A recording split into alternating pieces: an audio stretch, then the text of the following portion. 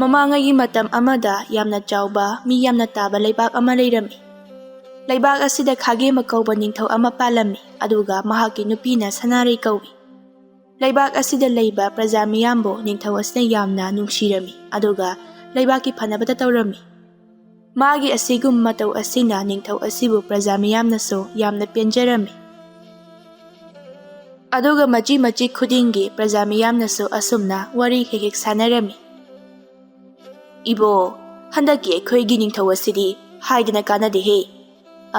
Phakre mahakum phaba mahamu praja miyamgi khanba ningthaudi handaki mapok asida ani suna phanglaroi aduga maharani ibema sina maron ama phariba aidi makoi ani ase aikhoi leibak asigi isori hainabu khalibanine khura adugi wabudi aikhoisu ningthau maharani ani sigi mataw asida pemen khraduna taibang sema mapu mangonda makoi anibu kuina punsinung sangna hinganbiyu haina thongninjaribani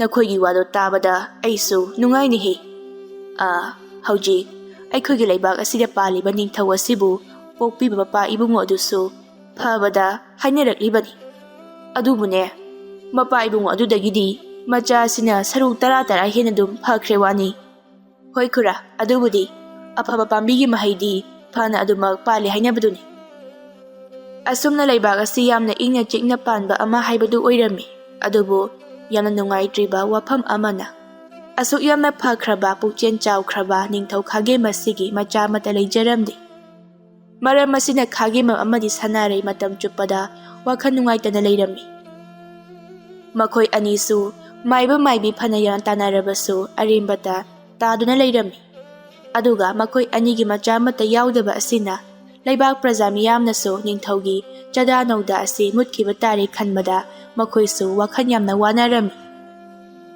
aduga nakan amaromdana leibak asi maktada yamna luna tinajabi leisabi ahum khaksu leirami makhoi ahungi mamingna linthoi laija amadi thoinu kawi linthoi amadi laijadi masak yamna phajai aduga thoinudi masak adu yamna thirami thoinu asi kayamuk yamna thibagi haibabu numidang amam athengdadi mahaki masak adu ubada saroi ngaroi thokle haina miyamna kinaba phauba yaunaribani maram asidagi khun aduda leiba pakhang nahasingna masak matau phajabi linthoi amadi laijatabu yamna pamnarami masak matau phajabana maram oiduna linthoi amadi laija khun aduda maming yamna chatlami masak matau phajaba chungphiran charaba amadi maran mathum yamna leiba pakhang kayana makhoi anibu luhongnaba haiba laklami adubu makhoi aninadi lakliba pakhang mayam adubu amata pamlamdi nungside haiduna luhongbagi wafam khudingma kanthokutuna thamlammi nongma khul adugi yamna paisa paiba lausan chaba nupa amagi macha nupa khaba kauba yamna pongjaba mamangare haina khanjaba nupa amana linthoi amadi laija animakpo mahaki nupi oinaba hainabiyu haina mapada haijarami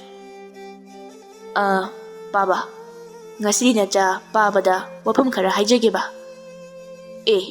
karinone ichana haninglibadubo hayu ipadane chingadana hekta hayu kanone baba aikhoi khulasida leibi masak matau yamna phajabi linthoi amadi laija harib leisabi ani ase nachadi yamna pamjarure aduna yarabadi babana nupi ani asibu nachagal hongbinaba haiduna amukta hainabiyu joba machagi wadu tabada mama ibema tathot adu yamna ngakna machada hairei kaini bungo nupibu amakhaksu natana animakpu hekta kamanya haidoribanone ha adugumba manchopang naidaba thabak ado tawganu ko nang hera mama karinone nangsu ichana pamlabadi pamleidana kaino nupa haibasidi taragi mapunini adunane ichana lawningba nupi kayana lawsanu mapa ina yari aina loinamak yanaba hainagani he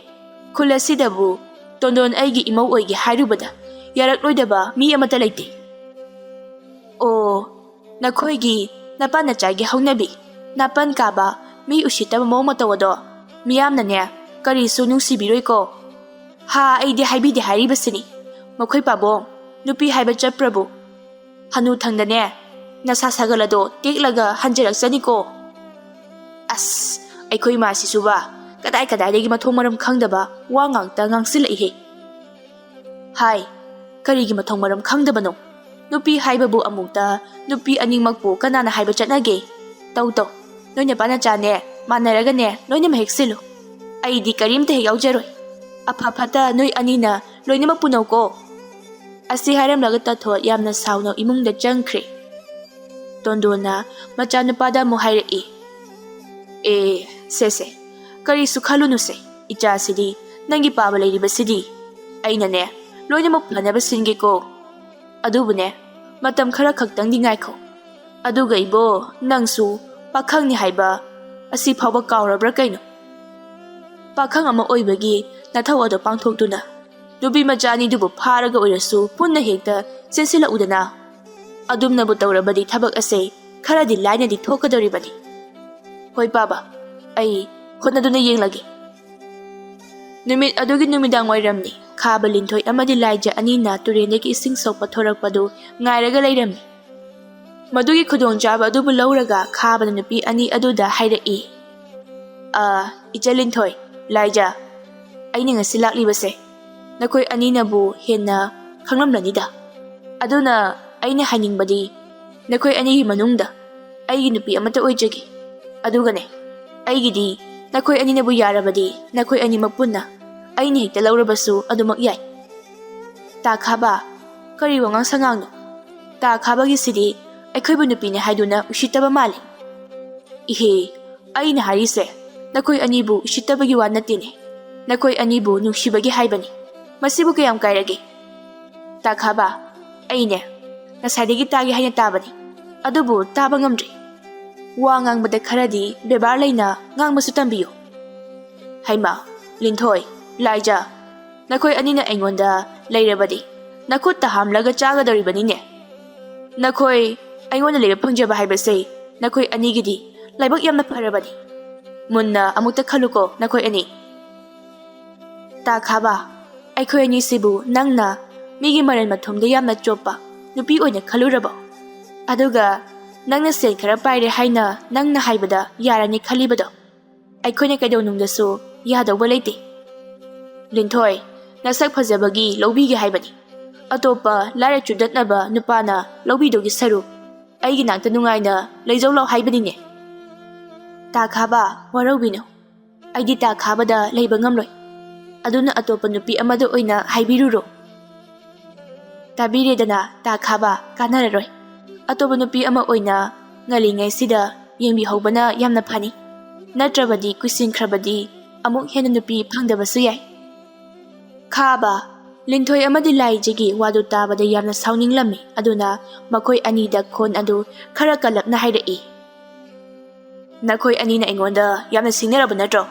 ꯐꯩ, ꯅꯈꯣꯏ ꯑꯅꯤꯃꯛ ꯐꯪꯗ꯭ꯔꯕꯁꯨ ꯑꯃꯗꯤ ꯁꯣꯏꯗꯅ ꯂꯧꯒꯅꯤ꯫ ꯑꯗꯨꯅ ꯂꯤꯟꯊꯣꯏ, ꯅꯪꯗꯤ ꯑꯩꯅ ꯁꯣꯏꯗꯅ ꯂꯧꯒꯅꯤ꯫ ꯅꯪ ꯑꯩꯉꯣꯟꯗꯒꯤ ꯅꯥꯟꯊꯣꯛꯇꯨꯅ ꯆꯦꯟꯕ ꯉꯝꯕ꯭ꯔꯥ ꯌꯦꯡꯉꯨ꯫ ꯃꯁꯤ ꯍꯥꯏꯗꯨꯅ ꯌꯥꯝꯅ ꯁꯥꯎꯅ ꯃꯆꯤꯟꯗ ꯁꯣꯟꯗꯨꯅ ꯆꯠꯈꯤ꯫ ꯃꯥꯒꯤ ꯃꯇꯧꯗꯨ ꯎꯕꯗ ꯂꯥꯏꯖ ꯑꯃꯗꯤ ꯂꯤꯟꯊꯣꯏꯅ ꯌꯥꯝꯅ ꯍꯔꯥꯎꯅ ꯅꯣꯛꯇꯨꯅ ꯋꯥꯔꯤ ꯁꯥꯅꯍꯧꯏ꯫ ꯉꯁꯥꯏꯅ ꯐꯖꯅ ꯍꯥꯏꯔꯤꯉꯩꯗ ꯌꯥꯗ꯭ꯔꯕꯗꯤ ꯃꯁꯤ ꯃꯉꯥꯏꯗꯅ ꯃꯈꯣꯏ ꯅꯨꯄꯥꯅꯒ ꯑꯩꯈꯣꯏꯕꯨ ꯅꯨꯄꯤꯅꯦ ꯍꯥꯏꯅ ꯎꯁꯤꯠꯇꯕꯒ ꯌꯥꯄꯣꯟꯇꯦ, ꯅꯠꯇ꯭ꯔꯅꯦ ꯏꯇꯥ? ꯍꯣꯏ, ꯃꯥꯅꯦ ꯏꯇꯥ꯫ ꯃꯥꯗꯤ ꯂꯥꯏꯔꯗꯅ ꯃꯁꯛ ꯃꯇꯧꯗ ꯃꯔꯟ ꯃꯊꯨꯝꯗ ꯋꯥꯠꯇ꯭ꯔꯕ ꯅꯨꯄꯥ ꯀꯌꯥꯅ ꯍꯥꯏꯕ ꯐꯥꯎꯕꯗ ꯏꯕꯥꯅꯤꯅ ꯌꯥꯗ꯭ꯔꯤꯕꯅꯤ꯫ ꯑꯗꯨꯒ ꯇꯤꯟꯐꯥ ꯃꯥꯟꯕ ꯃꯥꯅ ꯍꯥꯏꯕꯗꯒ ꯑꯩꯈꯣꯏꯅ ꯌꯥꯅꯤ ꯀꯥꯏꯅ ꯈꯜꯂꯤ ꯃꯥꯜꯂꯤꯅꯦ꯫ ꯍꯩꯃꯥ, ꯑꯍꯣꯏꯕꯒꯤꯁꯨ ꯇꯥ ꯈꯥꯕꯁꯦ ꯇꯤꯟꯐꯥꯗ ꯇꯤꯟꯐꯥ ꯍꯦꯛ ꯃꯥꯜꯂꯤ ꯋꯥꯅꯤ꯫ ꯏꯇꯥ ꯅꯪꯁꯨ ꯐꯖꯅ ꯃꯥꯅꯕꯨ ꯃꯃꯤꯡ ꯊꯣꯟꯕ ꯍꯩꯈ꯭ꯔꯦꯗꯀꯣ꯫ ꯃꯁꯤ ꯍꯥꯏꯗꯨꯅ ꯌꯥꯝꯅ ꯅꯨꯡꯉꯥꯏꯅ ꯅꯣꯛꯃꯤꯟꯅꯔꯝꯃꯤ꯫ ꯃꯈꯣꯏ ꯑꯅꯤ ꯑꯁꯤ ꯌꯥꯝꯅꯁꯨ ꯋꯥꯈꯜ ꯃꯥꯟꯅꯖꯕꯅꯤ꯫ ꯑꯗꯨꯕꯨ ꯃꯃꯥꯟꯅꯕꯤ ꯊꯣꯏꯅꯨꯗꯤ ꯃꯈꯣꯏ ꯑꯅꯤꯒ ꯋꯥꯈꯜ ꯃꯥꯟꯅꯔꯝꯗꯦ꯫ ꯃꯥꯗꯤ ꯃꯁꯛ ꯊꯤꯕꯅ ꯃꯉꯣꯟꯗ ꯅꯨꯄꯥ ꯑꯃꯠꯇꯅ ꯄꯥꯝꯃꯤ ꯍꯥꯏꯕꯁꯦ ꯌꯥꯝꯅ ꯇꯥꯡꯅ ꯊꯣꯛꯑꯝꯃꯤ꯫ ꯑꯗꯨꯅ ꯃꯥꯕꯨ ꯄꯥꯝꯃꯤ ꯍꯥꯏꯕ ꯅꯨꯄꯥ ꯈꯨꯗꯤꯡꯃꯛ ꯃꯥꯅ ꯂꯣꯏꯅ ꯌꯥꯔꯝꯃꯤ꯫ ꯊꯣꯏꯅꯨꯅ ꯂꯥꯏꯖ ꯑꯃꯗꯤ ꯂꯤꯟꯊꯣꯏꯅ ꯇꯧꯔꯤꯕ ꯃꯑꯣꯡ ꯑꯗꯨ ꯈꯔ ꯌꯥꯅꯤꯡꯂꯝꯗꯦ꯫ ꯑꯗꯨꯒ ꯃꯈꯣꯏ ꯑꯅꯤꯗ ꯇꯞꯅ ꯍꯥꯏꯔꯛꯏ, ꯏꯇꯥ ꯂꯥꯏꯖ, ꯂꯤꯟꯊꯣꯏ, ꯅꯈꯣꯏ ꯑꯅꯤꯁꯤꯕꯨ ꯀꯔꯝꯕ ꯅꯨꯄꯤꯅꯣ? ꯑꯁꯨꯛ ꯌꯥꯝꯅ ꯐꯖꯕ, ꯃꯔꯟ ꯃꯊꯨꯝ ꯂꯩꯕ ꯅꯨꯄꯥ ꯀꯌꯥꯅ ꯅꯈꯣꯏ ꯑꯅꯤꯕꯨ ꯅꯨꯡꯁꯤ ꯄꯥꯝꯃꯤ ꯍꯥꯏꯅ ꯍꯥꯏꯔꯕ ꯐꯥꯎꯕꯗ ꯅꯈꯣꯏ ꯑꯅꯤꯅ ꯌꯥꯗꯦ꯫ ꯅꯈꯣꯏ ꯑꯅꯤꯅ ꯄꯥꯝꯂꯤꯕ ꯅꯨꯄꯥꯁꯤꯕꯨ ꯀꯔꯝꯕ ꯃꯈꯜꯒꯤ ꯅꯨꯄꯥꯅꯣ? ꯀꯔꯝꯕ ꯃꯇꯤꯛ ꯃꯒꯨꯟ ꯆꯦꯟꯕ ꯅꯨꯄꯥꯅꯣꯕ? ꯏꯇꯥ ꯊꯣꯏꯅꯣ, ꯑꯩꯈꯣꯏꯅꯤꯒꯤ ꯅꯨꯄꯥꯗꯤ ꯌꯥꯝꯅ ꯁꯛꯇꯤ ꯂꯩꯕ, ꯃꯤꯗꯒꯤ ꯈꯔ ꯇꯣꯞ-ꯇꯣꯞꯅ ꯃꯒꯨꯟ ꯂꯩꯕ ꯅꯨꯄꯥ ꯑꯃ ꯑꯣꯏꯒꯗꯕꯅꯤ. ꯁꯝꯅ ꯍꯦꯛ ꯍꯥꯏꯔꯕꯗ ꯂꯩꯕꯥꯛ ꯑꯃꯒꯤ ꯅꯤꯡꯊꯧꯒꯨꯝꯕ ꯌꯥꯝꯅ ꯃꯇꯤꯛ ꯃꯌꯥꯏ ꯂꯩꯕ ꯅꯨꯄꯥꯗꯣ ꯄꯥꯝꯃꯤ. ꯀꯔꯤꯅꯣ? ꯑꯗꯨꯗꯤ ꯀꯔꯝꯕ ꯅꯨꯄꯥꯅꯣꯍꯦ? ꯑꯩꯈꯣꯏꯒꯤ ꯅꯤꯡꯊꯧ ꯑꯁꯤꯁꯨ ꯃꯇꯨ ꯃꯆꯥ ꯂꯩꯔꯕꯅꯤ. ꯑꯗꯨꯒ ꯃꯍꯥꯛꯀꯤ ꯃꯆꯥ ꯃꯁꯨꯗ ꯂꯩꯔꯨꯅꯤ ꯍꯥꯏꯕꯁꯨ ꯑꯣꯏꯊꯣꯛꯂꯔꯣꯏ. ꯃꯔꯝꯗꯤ ꯏꯅꯤꯡꯊꯧꯒꯤꯗꯤ ꯃꯆꯥ ꯑꯃꯠꯇ ꯄꯣꯛꯇꯦ. ꯑꯗꯨꯅ ꯅꯪꯅ ꯍꯥꯏꯔꯤꯕ ꯅꯨꯄꯥꯗꯨꯗꯤ ꯂꯥꯏ ꯅꯠꯇ꯭ꯔꯕꯗꯤ ꯐꯪꯂꯣꯏ. ꯅꯈꯣꯏ ꯑꯅꯤꯅꯦ ꯅꯨꯄꯥ ꯈꯟꯗꯨꯅ ꯂꯩꯔꯤꯉꯩ ꯂꯥꯏꯔ ꯃꯤꯔ ꯈꯪꯗꯕ ꯅꯨꯄꯥ ꯑꯃꯗ ꯑꯣꯏꯅ ꯊꯨꯡꯖꯅꯤꯀꯣ. ꯋꯥꯁꯦ ꯍꯥꯏꯅꯗꯨꯅ ꯋꯥꯔꯤ ꯅꯨꯡꯉꯥꯏꯕ ꯁꯥꯟꯅꯔꯝꯃꯤ.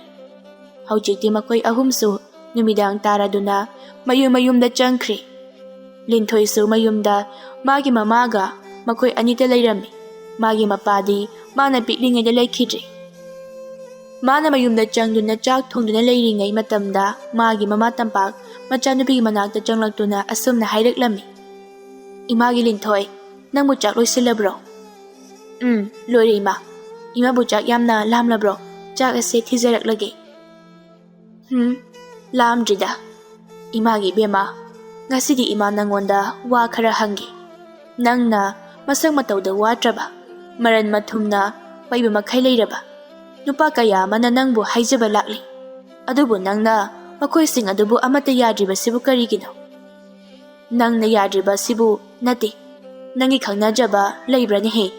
ꯂꯩꯔꯕꯗꯤ ꯏꯃꯥꯗꯅꯦ ꯏꯀꯥꯏꯒꯅꯨ, ꯁꯦꯡꯅ ꯍꯦꯛꯇ ꯆꯤꯡꯅꯗꯅ ꯍꯥꯏꯌꯨ. ꯅꯪꯕꯨ ꯏꯃꯥꯅ ꯂꯩꯔꯤꯉꯩꯁꯤꯗ ꯃꯐꯝ ꯈꯪꯅ ꯊꯥꯖꯔꯝꯕꯗꯣ ꯄꯥꯝꯃꯤꯅꯦꯍꯦ. ꯑꯁ ꯏꯃꯥ, ꯅꯆꯥꯒꯤ ꯈꯪꯅ ꯆꯥꯟꯅꯕ ꯀꯅꯥꯁꯨ ꯂꯩꯇꯦꯗ. ꯑꯗꯨꯒ ꯏꯃꯥ, ꯑꯩ ꯏꯃꯥꯕꯨ ꯊꯥꯗꯣꯛꯇꯨꯅ ꯆꯠꯄꯁꯨ ꯉꯝꯂꯣꯏ. ꯂꯩꯇꯦ ꯍꯥꯏꯕ? ꯑꯗꯨꯗꯤ ꯐꯔꯦ. ꯏꯃꯥꯅ ꯏꯆꯥꯕꯨ ꯍꯥꯏꯕ ꯂꯥꯛꯂꯤꯕ ꯅꯨꯄꯥꯁꯤꯡ ꯑꯁꯤꯗꯒꯤ ꯑꯐꯕ ꯑꯃ ꯈꯜꯂꯒ ꯅꯪꯕꯨ ꯊꯥꯖꯔꯒꯦ. ꯑꯗꯨꯕꯨꯅꯦ, ꯏꯃꯥꯗꯤ ꯃꯔꯟ ꯃꯊꯨꯝ ꯌꯥꯝꯅ ꯂꯩꯕ ꯈꯥꯕꯗ ꯑꯣꯏꯅ ꯅꯪꯕꯨ ꯊꯥꯖꯕ ꯄꯥꯝꯃꯤꯅꯦ. ꯈꯥꯕꯅꯁꯨ ꯏꯃꯥꯅ ꯉꯁꯥꯏ ꯀꯩꯊꯦꯜꯗꯒꯤ ꯍꯜꯂꯛꯄꯗ ꯅꯪꯒꯤ ꯋꯥꯔꯤꯇꯅꯤ ꯏꯃꯥꯗ ꯁꯥꯔꯛꯂꯤꯕ. ꯑꯗꯨꯅ ꯏꯃꯥꯗꯤ ꯅꯪꯕꯨ ꯌꯥꯝꯅ ꯄꯥꯝꯖꯕ ꯅꯨꯄꯥ ꯑꯁꯤꯗ ꯂꯩꯍꯧꯕꯅ ꯐꯅꯤ ꯈꯜꯂꯤ. ꯏꯃꯥ, ꯃꯗꯨꯒꯤ ꯈꯥꯕ ꯍꯥꯏꯕ ꯅꯨꯄꯥꯗꯨꯒꯤ ꯋꯥꯐꯝꯗꯨꯃꯗꯤ ꯅꯆꯥ ꯑꯩꯉꯣꯟꯗ ꯄꯜꯂꯛꯀꯅꯨ. ꯑꯩꯗꯤ ꯈꯥꯕꯗꯣ ꯌꯥꯝꯅ ꯍꯩꯅꯗꯦ. ꯃꯁꯛꯅꯦꯅ ꯇꯤꯝꯐꯥ ꯃꯥꯟꯕ ꯅꯨꯄꯥꯗꯨꯕꯨ ꯑꯩ ꯄꯥꯝꯗꯦ. ꯌꯥꯔꯦ ꯏꯃꯥ, ꯑꯩꯒꯤꯅꯦ ꯅꯨꯄꯥꯒ ꯑꯝꯇ ꯈꯟꯕꯤꯔꯅꯨ. ꯑꯩꯅꯦ ꯏꯃꯥꯒꯤ ꯅꯥꯛꯇ ꯑꯗꯨꯝ ꯂꯩꯔꯒꯦ. ꯃꯁꯥꯅ ꯆꯥꯕ ꯌꯥꯕ ꯅꯠꯇꯦꯀꯣ. ꯃꯤꯅ ꯄꯥꯝꯅꯔꯤꯕꯁꯦ ꯃꯔꯟ ꯃꯊꯨꯝ ꯌꯥꯝꯅ ꯂꯩꯕꯗꯨꯕꯨꯅꯤ. ꯑꯗꯨꯒ ꯏꯃꯥꯒꯤ ꯏꯕꯦꯝꯃ, ꯅꯪꯅ ꯏꯃꯥꯒꯤ ꯅꯥꯛꯇ ꯑꯗꯨꯝ ꯂꯩꯕ ꯌꯥꯕ ꯅꯠꯇꯦꯀꯣ. ꯏꯃꯥꯗꯤ ꯉꯁꯤ ꯍꯌꯦꯡ ꯁꯤꯅꯤ ꯈꯪꯗ꯭ꯔꯕꯅꯤ. ꯑꯗꯨꯅ ꯅꯪ ꯏꯃꯥ ꯂꯩꯔꯤꯉꯩꯁꯤꯗ ꯂꯨꯍꯣꯡꯅꯕ ꯇꯧꯁꯤ. ꯏꯃꯥꯕꯨ ꯍꯥꯏꯖꯧ ꯍꯥꯏꯔꯕꯗꯤꯅꯦ ꯅꯪꯀꯣ ꯈꯥꯕꯗ ꯂꯩꯈꯤꯕꯅ ꯌꯥꯝꯅ ꯐꯒꯅꯤꯀꯣ. ꯑꯗꯨ ꯅꯠꯇ꯭ꯔꯒꯅ ꯅꯪꯒꯤ ꯑꯄꯥꯝꯕ ꯅꯨꯄꯥ ꯑꯃ ꯊꯤꯖꯔꯛꯀꯦ ꯍꯥꯏꯕ꯭ꯔꯥ ꯑꯃꯗꯤ ꯈꯜꯂꯨ. ꯃꯁꯤ ꯍꯥꯏꯔꯝꯂꯒ ꯇꯝꯄꯥꯛ ꯑꯗꯣ ꯆꯥꯛꯈꯨꯝꯗꯒꯤ ꯊꯣꯛꯈꯤ. ꯑꯗꯨꯕꯨ ꯂꯤꯟꯊꯣꯏꯗꯤ ꯃꯃꯥꯅ ꯍꯥꯏꯔꯝꯂꯤꯕ ꯋꯥꯐꯝ ꯑꯗꯨꯗ ꯌꯥꯝꯅ ꯃꯊꯥ ꯁꯥꯗꯨꯅ ꯂꯩꯍꯧꯏ. ꯑꯗꯨꯒ ꯑꯃꯨꯛꯁꯨ ꯃꯊꯟꯇ ꯃꯨꯔꯨꯝ ꯁꯣꯟꯗꯨꯅ ꯍꯥꯏꯔꯝꯃꯤ. ꯑꯩꯉꯣꯟꯗ ꯊꯣꯛꯂꯤꯕ ꯁꯨꯃꯥꯏꯅ ꯏꯇꯥ ꯂꯥꯏꯖꯗꯁꯨ ꯊꯣꯛꯂꯝꯒꯗ꯭ꯔꯥ? ꯑꯁ, ꯑꯩꯒꯤ ꯋꯥꯈꯜꯒꯁꯦ ꯅꯨꯡꯉꯥꯏꯐꯝ ꯍꯦꯛ ꯈꯪꯗꯦꯗꯀꯣ. ꯑꯩꯈꯣꯏ ꯃꯥꯅ ꯇꯧꯔꯤꯕꯁꯤꯕꯨ ꯀꯔꯤꯅꯣ? ꯑꯁꯨꯝꯅ ꯅꯨꯃꯤꯠꯇꯨꯃ ꯍꯧꯈꯤ. ꯃꯊꯪꯒꯤ ꯅꯣꯡꯉꯥꯟꯕꯒ ꯂꯤꯟꯊꯣꯏ, ꯂꯥꯏꯖ ꯑꯃꯗꯤ ꯊꯣꯏꯅꯨ ꯃꯈꯣꯏꯅ ꯌꯥꯝꯅ ꯇꯣꯏꯅ ꯆꯠꯄ ꯇꯨꯔꯦꯟ ꯑꯗꯨꯗ ꯄꯨꯟꯅ ꯂꯥꯛꯃꯤꯟꯅꯔꯝꯃꯤ. ꯂꯤꯟꯊꯣꯏꯗꯤ ꯉꯔꯥꯡꯒꯤ ꯃꯃꯥꯅ ꯍꯥꯏꯔꯝꯕ ꯋꯥ ꯑꯗꯨꯅ ꯋꯥꯈꯜ ꯏꯅꯨꯡ ꯅꯨꯡꯉꯥꯏꯇꯅ ꯂꯩꯔꯝꯃꯤ. ꯂꯥꯏꯖꯅ ꯃꯇꯥ ꯂꯤꯟꯊꯣꯏꯒꯤ ꯃꯇꯧ ꯑꯗꯨꯗ ꯇꯞꯅ ꯍꯪꯂꯛꯏ. ꯏꯇꯥ, ꯀꯩꯗꯧꯔꯒꯦ? ꯋꯥꯈꯜ ꯅꯨꯡꯉꯥꯏꯇꯅ ꯂꯩꯔꯤꯕꯗꯨꯕꯣ? ꯏꯇꯥ, ꯑꯩꯈꯣꯏ ꯃꯥꯅ ꯑꯩꯕꯨ ꯇꯥ ꯈꯥꯕꯒ ꯂꯨꯍꯣꯡꯅꯕ ꯌꯥꯝꯅ ꯀꯟꯅ ꯁꯤꯜꯂꯤ. ꯑꯗꯨꯒ ꯀꯔꯤꯒꯨꯝꯕ ꯇꯥ ꯈꯥꯕꯗ ꯂꯨꯍꯣꯡꯅꯤꯡꯗ꯭ꯔꯒꯅ ꯑꯩꯅ ꯑꯄꯥꯝꯕ ꯅꯨꯄꯥ ꯑꯃ ꯊꯤꯔꯛꯎ ꯍꯥꯏꯅ ꯍꯥꯏꯔꯛꯏ. ꯑꯩꯅ ꯄꯥꯝꯕ ꯅꯨꯄꯥꯗꯣ ꯊꯤꯖꯅꯕ ꯏꯃꯥꯅ ꯑꯩꯉꯣꯟꯗ ꯑꯇꯦꯟꯕ ꯃꯇꯝ ꯈꯔꯗꯪ ꯄꯤꯔꯤꯕꯁꯦ. ꯑꯗꯨꯒ ꯀꯔꯤꯒꯨꯝꯕ ꯍꯥꯏꯔꯤꯕ ꯑꯇꯦꯟꯕ ꯃꯇꯝ ꯑꯁꯤꯗ ꯅꯨꯄꯥꯗꯣ ꯊꯤꯕ ꯐꯪꯗ꯭ꯔꯒꯅ ꯑꯩ ꯑꯁꯦ ꯇꯥ ꯈꯥꯕꯗ ꯑꯗꯨꯃꯛ ꯂꯨꯍꯣꯡꯈꯤꯕ ꯇꯥꯔꯤ. ꯍꯩꯃꯥ, ꯏꯇꯥ, ꯑꯗꯨꯒꯤꯔꯣ? ꯏꯇꯥꯅ ꯑꯗꯨ ꯌꯥꯝꯅ ꯋꯥꯈꯜ ꯋꯥꯔꯤꯕꯗꯨꯕꯣ? ꯑꯗꯨꯒꯤꯕꯨ ꯋꯥꯔꯨꯅꯨ. ꯏꯇꯥ, ꯅꯇꯥ ꯂꯥꯏꯖ ꯂꯩꯔꯤꯉꯩꯗ ꯏꯇꯥꯅ ꯋꯥꯈꯜ ꯅꯨꯡꯉꯥꯏꯇꯕꯒ ꯇꯧꯕꯤꯒꯅꯨ. ꯅꯇꯥꯅꯅꯦ ꯄꯨꯝꯅꯃꯛ ꯐꯅꯕ ꯁꯤꯟꯒꯦ. ꯃꯗꯨꯒꯤ ꯇꯥ ꯈꯥꯕꯗꯣ ꯃꯤ ꯌꯥꯝꯅ ꯎꯁꯤꯠꯇ꯭ꯔꯦ. ꯃꯥ ꯑꯩꯈꯣꯏꯗ ꯌꯥꯝꯅ ꯍꯧꯔꯤꯅꯦꯀꯣ. ꯐꯩ, ꯃꯥ ꯈꯪꯒꯅꯤꯕ. ꯂꯥꯏꯖꯒꯤ ꯏꯇꯤꯛ ꯈꯪꯍꯟꯒꯦ. ꯏꯇꯥ ꯂꯤꯟꯊꯣꯏ, ꯑꯩꯗꯤ ꯅꯣꯏ ꯃꯥꯅ ꯁꯤꯜꯂꯤꯕꯗꯣ ꯌꯥꯝꯅ ꯐꯩ ꯍꯥꯏꯅ ꯈꯜꯂꯤ. ꯇꯥ ꯈꯥꯕꯗꯤ ꯂꯩꯀꯥꯏ ꯑꯁꯤꯗ ꯄꯩꯁꯥ ꯄꯥꯏꯕꯗ ꯃꯃꯤꯡ ꯆꯠꯂꯤꯕꯅꯤ. ꯑꯇꯣꯞꯄ ꯂꯥꯏꯔꯕ ꯅꯨꯄꯥꯗ ꯂꯩꯗꯧꯒꯤ ꯁꯔꯨꯛꯄꯨꯗꯤ ꯅꯪ ꯃꯉꯣꯟꯗ ꯂꯩꯕꯅ ꯍꯦꯟꯅ ꯐꯅꯤ ꯈꯜꯂꯤ ꯅꯇꯥ ꯑꯩꯗꯤ꯫ ꯏꯇꯥ ꯊꯣꯏꯅꯣ, ꯅꯨꯡꯁꯤꯕꯕꯨ ꯁꯦꯜꯅ ꯂꯩꯕ ꯌꯥꯕ꯭ꯔꯥ? ꯃꯤ ꯈꯔꯅ ꯃꯔꯟꯗ ꯌꯦꯡꯗꯨꯅ ꯅꯨꯡꯁꯤꯅꯩ, ꯑꯗꯨꯕꯨ ꯃꯗꯣ ꯑꯁꯦꯡꯕ ꯅꯨꯡꯁꯤꯕ ꯅꯠꯇꯦ꯫ ꯑꯁꯦꯡꯕ ꯅꯨꯡꯁꯤꯕ ꯍꯥꯏꯕꯁꯤꯗꯤ ꯑꯩꯒꯤ ꯊꯃꯣꯏꯗꯒꯤ ꯐꯥꯎꯔꯛꯄ ꯅꯨꯡꯁꯤꯕꯗꯨꯅꯤ꯫ ꯀꯥꯟꯅꯗꯦ ꯏꯇꯥ, ꯂꯤꯟꯊꯣꯏ ꯍꯧꯖꯤꯛꯃꯛ ꯅꯈꯣꯏ ꯌꯨꯝꯗ ꯆꯠꯂꯨꯁꯦ, ꯑꯩ ꯏꯃꯥꯒ ꯋꯥꯔꯤ ꯁꯥꯟꯅꯒꯦ꯫ ꯂꯥꯏꯖꯥ ꯂꯤꯟꯊꯣꯏꯒꯤ ꯃꯃꯥ ꯇꯝꯄꯥꯛꯀ ꯋꯥꯔꯤ ꯁꯥꯟꯅꯒꯅꯤ ꯍꯥꯏꯅ ꯂꯤꯟꯊꯣꯏꯒꯤ ꯌꯨꯝꯗ ꯆꯠꯂꯝꯃꯤ꯫ ꯃꯈꯣꯏꯅ ꯌꯨꯝ ꯌꯧꯕꯗ ꯇꯝꯄꯥꯛ ꯑꯗꯨ ꯀꯩꯊꯦꯜꯗ ꯌꯣꯟꯅꯕ ꯏꯪꯈꯣꯜꯗꯒꯤ ꯃꯅꯥ ꯃꯁꯤꯡ ꯈꯔ ꯍꯦꯛꯇꯨꯅ ꯂꯩꯔꯝꯃꯤ꯫ ꯂꯥꯏꯖꯥꯅ ꯇꯝꯄꯥꯛ ꯎꯕꯗ ꯍꯔꯥꯎꯅ ꯀꯧꯗꯨꯅ ꯋꯥꯔꯤ ꯁꯥꯟꯅꯕ ꯍꯧꯔꯝꯃꯤ꯫ ꯏꯃꯥ, ꯀꯩꯊꯦꯜꯗ ꯌꯣꯟꯅꯕ ꯃꯅꯥ ꯃꯁꯤꯡ ꯍꯦꯛꯂꯝꯂꯤꯕ꯭ꯔꯥ? ꯍꯣꯏ ꯏꯕꯦꯝꯃ, ꯏꯪꯈꯣꯜꯗ ꯄꯥꯜꯂꯤꯕ ꯌꯦꯟꯗꯦꯝ ꯁꯧꯒ꯭ꯔꯤꯁꯤꯡ ꯑꯁꯤ ꯃꯤꯅ ꯌꯥꯝꯅ ꯄꯥꯝꯃꯤ, ꯑꯗꯨꯅ ꯑꯩꯈꯣꯏꯒꯤ ꯈꯔ ꯄꯥꯜꯂꯤꯕꯁꯤ ꯍꯦꯛꯇꯨꯅ ꯌꯣꯟꯅꯕ ꯁꯦꯝꯂꯝꯂꯤꯕꯅꯤ꯫ ꯏꯃꯥ, ꯑꯩꯁꯨ ꯁꯦꯝꯕ ꯌꯥꯎꯔꯛꯀꯦ꯫ ꯑꯗꯣ ꯏꯃꯥ, ꯑꯩ ꯋꯥ ꯑꯝꯇ ꯍꯥꯏꯖꯒꯦ꯫ ꯑꯩꯅ ꯍꯥꯏꯗꯣꯔꯤꯕ ꯋꯥꯁꯦ ꯏꯃꯥꯅꯕꯨ ꯊꯥꯖꯕꯤꯒꯗ꯭ꯔꯥ ꯈꯪꯗꯦ, ꯑꯗꯨꯕꯨ ꯏꯃꯥ, ꯅꯆꯥ ꯂꯥꯏꯖꯗꯤ ꯑꯆꯨꯝꯕꯇ ꯍꯥꯏꯕꯅꯤꯀꯣ꯫ ꯇꯝꯄꯥꯛ ꯂꯥꯏꯖꯒꯤ ꯋꯥꯍꯩ ꯈꯔ ꯑꯗꯨꯗ ꯈꯔ ꯄꯥꯈꯠꯅ ꯈꯨꯝꯂꯛꯏ꯫ ꯏꯕꯦꯝꯃ ꯂꯥꯏꯖꯥ, ꯀꯔꯤ ꯋꯥꯅꯣꯅꯦ? ꯏꯆꯥꯅ ꯍꯥꯏꯕ ꯄꯥꯝꯂꯤꯕꯕꯣ? ꯅꯃꯥꯗ ꯍꯦꯛꯇ ꯆꯤꯡꯅꯗꯅ ꯍꯥꯏꯌꯨ꯫ ꯏꯆꯥꯅ ꯍꯥꯏꯕꯕꯨ ꯏꯃꯥꯅ ꯀꯔꯤꯒꯤ ꯊꯥꯖꯔꯣꯏꯗꯣꯏꯅꯣ? ꯏꯃꯥ, ꯑꯗꯨꯗꯤ ꯅꯆꯥ ꯍꯥꯏꯖꯔꯒꯦꯀꯣ꯫ ꯏꯃꯥꯅ ꯂꯤꯟꯊꯣꯏꯕꯨ ꯊꯥꯖꯅꯕ ꯇꯧꯔꯤꯕ ꯇꯥ ꯈꯥꯕꯗꯣ, ꯃꯄꯥꯟ ꯊꯣꯡꯗꯗꯤ ꯌꯥꯝꯅ ꯐꯕ, ꯄꯨꯛꯆꯦꯜ ꯆꯥꯎꯕ ꯅꯨꯄꯥ ꯃꯥꯟꯕꯒꯤ ꯋꯥꯅꯤ, ꯑꯗꯨꯕꯨ ꯏꯃꯥ, ꯃꯥꯗꯤ ꯑꯩꯈꯣꯏ ꯂꯩꯀꯥꯏ ꯑꯁꯤꯗ ꯑꯣꯏꯗꯕ, ꯃꯤꯔꯦꯝ, ꯌꯨꯊꯛꯄ ꯀꯌꯥꯒ ꯄꯨꯟꯗꯨꯅ ꯌꯥꯝꯅ ꯉꯥꯎꯁꯤꯟꯅꯕ ꯅꯨꯄꯥꯅꯤ꯫ ꯏꯃꯥ ꯍꯣꯏꯅꯗꯤ ꯅꯣꯡ ꯍꯦꯛ ꯉꯥꯟꯕ ꯀꯩꯊꯦꯜ ꯊꯣꯛꯄꯅꯤꯅ ꯀꯔꯤꯁꯨ ꯈꯪꯂꯝꯂꯣꯏ꯫ ꯑꯗꯨꯒ ꯅꯆꯥ ꯑꯩꯈꯣꯏꯗꯁꯨ ꯅꯨꯡꯇꯤꯒꯤ ꯇꯨꯔꯦꯟꯗ ꯏꯁꯤꯡ ꯁꯣꯛꯄ ꯆꯠꯄꯗ ꯀꯥꯔꯟꯗ ꯇꯥꯗꯨꯅ ꯂꯩꯔꯕꯅꯤ꯫ ꯏꯃꯥ, ꯑꯗꯨꯅ ꯏꯇꯥ ꯂꯤꯟꯊꯣꯏꯕꯨ ꯃꯉꯣꯟꯗ ꯊꯥꯖꯕꯤꯒꯅꯣ꯫ ꯇꯝꯄꯥꯛ ꯈꯔ ꯁꯥꯎꯅꯤꯡꯅ ꯍꯥꯏꯔꯛꯏ꯫ ꯀꯔꯤ? ꯈꯥꯕꯕꯨ ꯉꯥꯎꯁꯤꯟꯅꯩ ꯍꯥꯏꯕ? ꯏꯆꯥ ꯂꯥꯏꯖꯅ ꯍꯥꯏꯔꯤꯕꯗꯣ ꯁꯣꯏꯗꯅ ꯆꯨꯝꯒꯅꯤ꯫ ꯃꯗꯣ ꯑꯩꯅ ꯀꯩꯊꯦꯜ ꯊꯦꯡꯅ ꯍꯟꯖꯤꯜꯂꯛꯄ ꯐꯥꯎꯕ ꯃꯆꯤ ꯈꯨꯗꯤꯡꯒꯤ ꯃꯃꯥꯟꯅꯕ ꯈꯔꯒ ꯄꯨꯟꯗꯨꯅ ꯍꯦꯛꯇ ꯂꯩꯔꯝꯃꯤ, ꯑꯗꯨꯕꯨ ꯑꯩꯗꯤ ꯃꯥꯕꯨ ꯏꯆꯝ ꯆꯝꯅ ꯈꯜꯂꯨꯔꯦ꯫ ꯐꯔꯦ, ꯏꯆꯥꯅ ꯅꯃꯥꯗ ꯇꯝꯂꯛꯄ ꯌꯥꯝꯅ ꯐꯔꯦ꯫ ꯃꯗꯨꯒꯤ ꯋꯥꯗꯨꯗꯤ ꯏꯃꯥ ꯍꯣꯏꯅ ꯈꯪꯗꯕꯅꯤꯅ ꯏꯆꯥꯅꯨꯄꯤꯕꯨ ꯊꯥꯖꯅꯕ ꯁꯤꯜꯂꯨꯔꯤꯕꯅꯤ꯫ ꯍꯣꯏ ꯃꯥ, ꯑꯗꯣ ꯍꯧꯖꯤꯛꯇꯤ ꯈꯪꯅꯕꯅꯤꯅ ꯇꯥ ꯈꯥꯕꯗ ꯏꯇꯥꯕꯨ ꯊꯥꯖꯕꯤꯔꯅꯨꯀꯣ꯫ ꯈꯥꯕꯗꯒꯅꯦ ꯏꯆꯥꯅꯨꯄꯤ ꯑꯁꯦ ꯁꯨꯡꯄꯤ ꯍꯦꯛ ꯄꯤꯔꯔꯣꯏ꯫ ꯃꯣꯏꯒꯨꯝꯕ ꯅꯨꯄꯥꯗ ꯏꯆꯥꯁꯦ ꯂꯩꯈꯤꯗꯧꯕꯒꯤ ꯁꯔꯨꯛ ꯃꯌꯨꯝ ꯄꯥꯟꯕ ꯈꯪꯗ꯭ꯔꯕꯁꯨ ꯏꯃꯥꯒꯤ ꯅꯥꯛꯇꯅꯦ ꯑꯗꯨꯝ ꯂꯩꯔꯁꯅꯨ꯫ ꯂꯤꯟꯊꯣꯏ ꯃꯈꯣꯏꯅ ꯉꯁꯥꯏꯗꯒꯤ ꯉꯥꯡꯅꯔꯤꯕꯁꯤꯡ ꯑꯗꯨ ꯂꯣꯟꯅ ꯊꯣꯡ ꯃꯔꯨꯝꯗꯒꯤ ꯇꯥꯗꯨꯅ ꯂꯩꯔꯤꯕꯅꯤ꯫ ꯃꯥꯒꯤ ꯃꯇꯥ ꯂꯥꯏꯖꯅ ꯍꯥꯏꯔꯤꯕ ꯃꯌꯥꯝ ꯑꯗꯨ ꯇꯥꯕꯗ ꯃꯍꯥꯛꯇꯤ ꯌꯥꯝꯅ ꯅꯣꯛꯅꯤꯡꯂꯝꯃꯤ꯫ ꯂꯥꯏꯖꯁꯨ ꯃꯃꯥꯒ ꯋꯥꯔꯤ ꯁꯥꯟꯅꯕ ꯂꯣꯏꯔꯗꯨꯅ ꯏꯃꯨꯡꯗ ꯆꯪꯂꯛꯇꯨꯅ ꯃꯈꯣꯏ ꯑꯅꯤ ꯌꯥꯝꯅ ꯍꯔꯥꯎꯅ ꯅꯣꯛꯃꯤꯟꯅꯔꯝꯃꯤ꯫ ꯑꯁꯨꯝꯅ ꯃꯈꯣꯏ ꯑꯅꯤ ꯌꯥꯝꯅ ꯅꯨꯡꯁꯤꯅꯅ ꯑꯃꯅ ꯑꯃꯒꯤ ꯑꯋꯥꯕꯕꯨ ꯀꯟꯅꯗꯨꯅ ꯌꯥꯝꯅ ꯅꯨꯡꯁꯤꯅ ꯂꯣꯏꯅꯔꯝꯃꯤ꯫ ꯃꯈꯣꯏ ꯑꯅꯤ ꯍꯧꯖꯤꯛ ꯐꯥꯎꯕꯗ ꯅꯨꯄꯥ ꯅꯍꯥꯒꯤ ꯋꯥꯈꯜ ꯆꯪꯂꯝꯗꯦ꯫ ꯃꯈꯣꯏ ꯑꯅꯤꯅ ꯊꯣꯛꯄ ꯆꯠꯇꯨꯅ ꯂꯥꯡꯗꯨꯅ ꯂꯩꯖꯕ, ꯃꯁꯤꯕꯨꯅꯤ ꯃꯈꯣꯏ ꯑꯅꯤꯅ ꯄꯥꯝꯂꯤꯕ ꯍꯥꯏꯕꯕꯨ꯫ ꯃꯈꯣꯏ ꯑꯅꯤꯅꯕꯨ ꯍꯦꯛ ꯄꯨꯟꯈ꯭ꯔꯕꯗꯤ ꯃꯤꯗꯤ ꯂꯥꯏꯔꯗꯅ ꯂꯥꯏ ꯐꯥꯎꯕ ꯍꯦꯛ ꯀꯤꯔꯝꯗꯦ꯫ ꯑꯗꯨꯒ ꯃꯈꯣꯏꯒꯤ ꯃꯃꯥꯟꯅꯕꯤ ꯊꯣꯏꯅꯨꯗꯤ ꯃꯈꯣꯏꯒꯤ ꯈꯨꯟꯗ ꯂꯩꯕ ꯂꯧꯎꯕ ꯅꯨꯄꯥ ꯑꯃꯒ ꯂꯨꯍꯣꯡꯈꯤꯔꯝꯃꯤ꯫ ꯑꯗꯨꯕꯨ ꯃꯈꯣꯏ ꯑꯅꯤꯗꯤ ꯃꯈꯣꯏꯒꯤ ꯃꯇꯥ ꯑꯃ ꯂꯨꯍꯣꯡꯈ꯭ꯔꯕꯁꯨ ꯃꯈꯣꯏ ꯑꯅꯤꯒꯤ ꯊꯃꯣꯏꯗ ꯍꯧꯖꯤꯛꯁꯨ ꯌꯨꯝ ꯄꯥꯅꯤꯡꯕꯒꯤ ꯋꯥꯈꯜ ꯄꯣꯛꯂꯝꯗꯦ꯫ ꯅꯣꯡꯃ ꯃꯈꯣꯏ ꯑꯅꯤꯅ ꯂꯝꯕꯤꯗ ꯆꯠꯂꯤꯉꯩ ꯈꯥꯕꯅ ꯃꯈꯣꯏ ꯑꯅꯤꯒꯤ ꯃꯥꯡꯗ ꯊꯠꯇꯨꯅ ꯌꯥꯝꯅ ꯁꯥꯎꯅ ꯍꯥꯏꯔꯛꯏ꯫ ꯍꯦ ꯂꯤꯟꯊꯣꯏ, ꯂꯥꯏꯖꯥ, ꯅꯈꯣꯏꯗꯤ ꯉꯥꯏꯈꯣ꯫ ꯂꯥꯏꯖꯥ, ꯅꯪꯅ ꯑꯩꯕꯨ ꯃꯤꯌꯥꯝ ꯃꯥꯡꯗ ꯌꯣꯜꯂꯤꯕ ꯀꯔꯤꯒꯤꯅꯣ? ꯅꯪꯅ ꯏꯅꯦ ꯇꯝꯄꯥꯛꯇ ꯀꯔꯤ ꯄꯥꯎ ꯃꯌꯥꯝ ꯑꯃ ꯍꯥꯏꯖꯤꯟꯗꯨꯅ ꯑꯩꯒꯤ ꯏꯖꯠ ꯑꯁꯦ ꯂꯩꯈꯥꯗ ꯇꯥꯍꯜꯂꯤꯕ ꯀꯔꯤꯒꯤꯅꯣ? ꯅꯪ ꯑꯩꯕꯨ ꯎꯁꯤꯠꯇꯕ꯭ꯔꯥ? ꯇꯥ ꯈꯥꯕ, ꯀꯩꯗꯧꯔꯒꯦ? ꯑꯩꯗꯤ ꯑꯆꯨꯝꯕꯇ ꯍꯥꯏꯕꯅꯤ꯫ ꯑꯆꯨꯝꯕ ꯍꯥꯏꯕꯁꯤꯕꯨ ꯀꯌꯥꯝ ꯀꯥꯏꯔꯕꯒꯦ? ꯂꯥꯏꯖꯥ, ꯅꯪ ꯑꯩꯕꯨ ꯌꯥꯝꯅ ꯎꯁꯤꯠꯇ꯭ꯔꯦ꯫ ꯅꯪꯅ ꯃꯔꯝ ꯑꯣꯏꯗꯨꯅ ꯑꯩꯒꯤ ꯑꯅꯤꯡꯕ ꯄꯥꯝꯕꯁꯨ ꯀꯥꯏꯍꯟꯕꯗꯤ ꯌꯥꯔꯣꯏ꯫ ꯑꯗꯨꯅ ꯅꯈꯣꯏ ꯑꯅꯤꯕꯨ ꯑꯩꯅ ꯍꯧꯖꯤꯛ ꯐꯥꯗꯨꯅ ꯂꯧꯒꯅꯤ, ꯑꯗꯨꯒ ꯑꯩꯅ ꯅꯈꯣꯏ ꯑꯅꯤꯕꯨ ꯂꯧꯕꯗ ꯀꯅꯥꯅ ꯀꯟꯗꯧꯔꯤꯒꯦ? ꯂꯤꯟꯊꯣꯏ ꯌꯥꯝꯅ ꯁꯥꯎꯅ ꯈꯨꯝꯂꯛꯏ꯫ ꯇꯥ ꯈꯥꯕ, ꯅꯪ ꯌꯥꯝꯅ ꯍꯦꯟꯖꯤꯜꯂꯛꯑꯦꯅꯦ꯫ ꯑꯩꯅ ꯂꯩꯀꯥꯏ ꯑꯁꯤꯒꯤ ꯏꯕꯨꯡꯅꯤ ꯍꯥꯏꯅ ꯋꯥ ꯉꯥꯡꯅꯤꯡꯗꯕꯅꯤ, ꯑꯗꯨꯕꯨ ꯋꯥ ꯈꯪꯃꯜꯂꯛꯇ꯭ꯔꯕꯗꯤ ꯈꯪꯍꯟꯕ ꯇꯥꯔꯦꯗꯅ꯫ ꯅꯪꯅ ꯑꯩꯈꯣꯏ ꯑꯅꯤꯁꯤꯕꯨ ꯐꯥꯔꯒ ꯑꯩꯈꯣꯏ ꯑꯅꯤꯁꯦ ꯅꯨꯄꯤꯅꯤ ꯍꯥꯏꯅ ꯇꯨꯃꯤꯟꯅ ꯂꯩꯅꯤ ꯈꯟꯕ꯭ꯔꯣ? ꯂꯩꯀꯥꯏ ꯑꯁꯦ ꯇꯥꯅꯕ ꯂꯥꯎꯗꯨꯅ ꯅꯪ ꯂꯩꯀꯥꯏ ꯃꯤꯌꯥꯝ ꯆꯪꯗꯨꯅ ꯐꯨꯊꯍꯜꯂꯨꯔꯣ? ꯑꯗꯨꯝꯅꯒ ꯇꯧꯔꯕꯗꯤ ꯅꯪꯒꯤ ꯇꯤꯝꯐꯥ ꯃꯥꯜꯂꯤꯕ ꯅꯁꯛ ꯑꯗꯣ ꯀꯥꯛꯐꯩ ꯑꯣꯏꯅ ꯃꯥꯜꯂꯛꯀꯅꯤ꯫ ꯑꯗꯨꯅꯦ ꯇꯥ ꯈꯥꯕ ꯅꯪ ꯌꯥꯝ ꯊꯨꯅ ꯆꯠꯍꯧꯔꯣ ꯅꯠꯇ꯭ꯔꯕꯗꯤ ꯑꯩꯅ ꯁꯣꯏꯗꯅ ꯂꯩꯀꯥꯏ ꯇꯥꯟꯅꯕ ꯂꯥꯎꯔꯅꯤ ꯈꯥꯕ ꯃꯈꯣꯏ ꯑꯅꯤꯒꯤ ꯃꯇꯧ ꯑꯗꯨꯗ ꯃꯊꯃꯣꯏ ꯑꯗꯨ ꯑꯀꯤꯕ ꯈꯔꯗꯤ ꯐꯥꯎꯔꯛꯂꯝꯃꯤ ꯑꯗꯨꯗ ꯈꯣꯟꯖꯦꯜ ꯑꯗꯨ ꯈꯔ ꯇꯞꯂꯞꯅ ꯃꯈꯣꯏ ꯑꯅꯤ ꯈꯪꯒꯅꯤ ꯍꯥꯏꯔꯝꯂꯒ ꯊꯨꯅꯃꯛ ꯃꯐꯝ ꯑꯗꯨ ꯊꯥꯗꯣꯛꯇꯨꯅ ꯆꯠꯈ꯭ꯔꯦ ꯃꯇꯧ ꯑꯗꯨꯗ ꯃꯈꯣꯏ ꯑꯅꯤꯗꯨ ꯈꯥꯕꯒꯤ ꯃꯇꯧ ꯑꯗꯨꯕꯨ ꯌꯦꯡꯗꯨꯅ ꯍꯔꯥꯎꯅ ꯅꯣꯛꯂꯒ ꯂꯩꯍꯧꯔꯤ ꯑꯁꯨꯝꯅ ꯅꯨꯃꯤꯠ ꯑꯗꯨ ꯍꯧꯈ꯭ꯔꯦ ꯑꯗꯨꯒ ꯂꯤꯟꯊꯣꯏ ꯍꯣꯏꯒ ꯊꯪꯅꯕꯗ ꯂꯩꯀꯥꯏ ꯑꯗꯨꯗ ꯌꯥꯝꯅ ꯁꯣꯡꯕ ꯌꯥꯝꯅꯁꯨ ꯆꯥꯎꯕ ꯎꯃꯪ ꯑꯃꯈꯛ ꯂꯩꯔꯝꯃꯤ ꯎꯃꯪ ꯑꯁꯤꯗ ꯃꯤ ꯑꯃꯠꯇ ꯆꯪꯕ ꯉꯝꯂꯝꯗꯦ ꯃꯐꯝ ꯑꯁꯤꯗ ꯀꯔꯤꯒꯨꯝꯕ ꯃꯈꯜꯒꯤ ꯁꯥ ꯀꯩꯁꯨ ꯑꯃꯠꯇ ꯂꯩꯔꯝꯗꯦ ꯃꯐꯝ ꯑꯁꯤꯗ ꯌꯥꯝꯅ ꯁꯛꯇꯤ ꯂꯩꯕ ꯃꯤ ꯑꯣꯟꯕ ꯉꯝꯕ ꯂꯤꯟ ꯅꯤꯡꯊꯧ ꯑꯃ ꯄꯥꯟꯗꯨꯅ ꯂꯤꯟꯒꯤ ꯂꯩꯕꯥꯛ ꯑꯣꯏꯗꯨꯅ ꯂꯩꯔꯝꯃꯤ ꯑꯗꯨꯒ ꯍꯥꯏꯔꯤꯕ ꯃꯐꯝ ꯑꯗꯨꯗ ꯂꯩꯕ ꯂꯤꯟꯁꯤꯡ ꯑꯗꯨ ꯂꯨꯍꯣꯡꯕ ꯃꯇꯝꯗ ꯇꯥꯏꯕꯪ ꯃꯤꯑꯣꯏꯕꯒꯨꯝꯅ ꯃꯈꯣꯏꯁꯨ ꯂꯨꯍꯣꯡꯂꯝꯃꯤ ꯑꯗꯨꯕꯨ ꯂꯤꯟ ꯃꯌꯥꯝ ꯑꯁꯤꯒꯤ ꯃꯔꯛꯇ ꯌꯥꯝꯅ ꯆꯥꯎꯕ ꯂꯤꯟ ꯅꯨꯄꯥ ꯑꯅꯤꯈꯛ ꯌꯥꯎꯔꯝꯃꯤ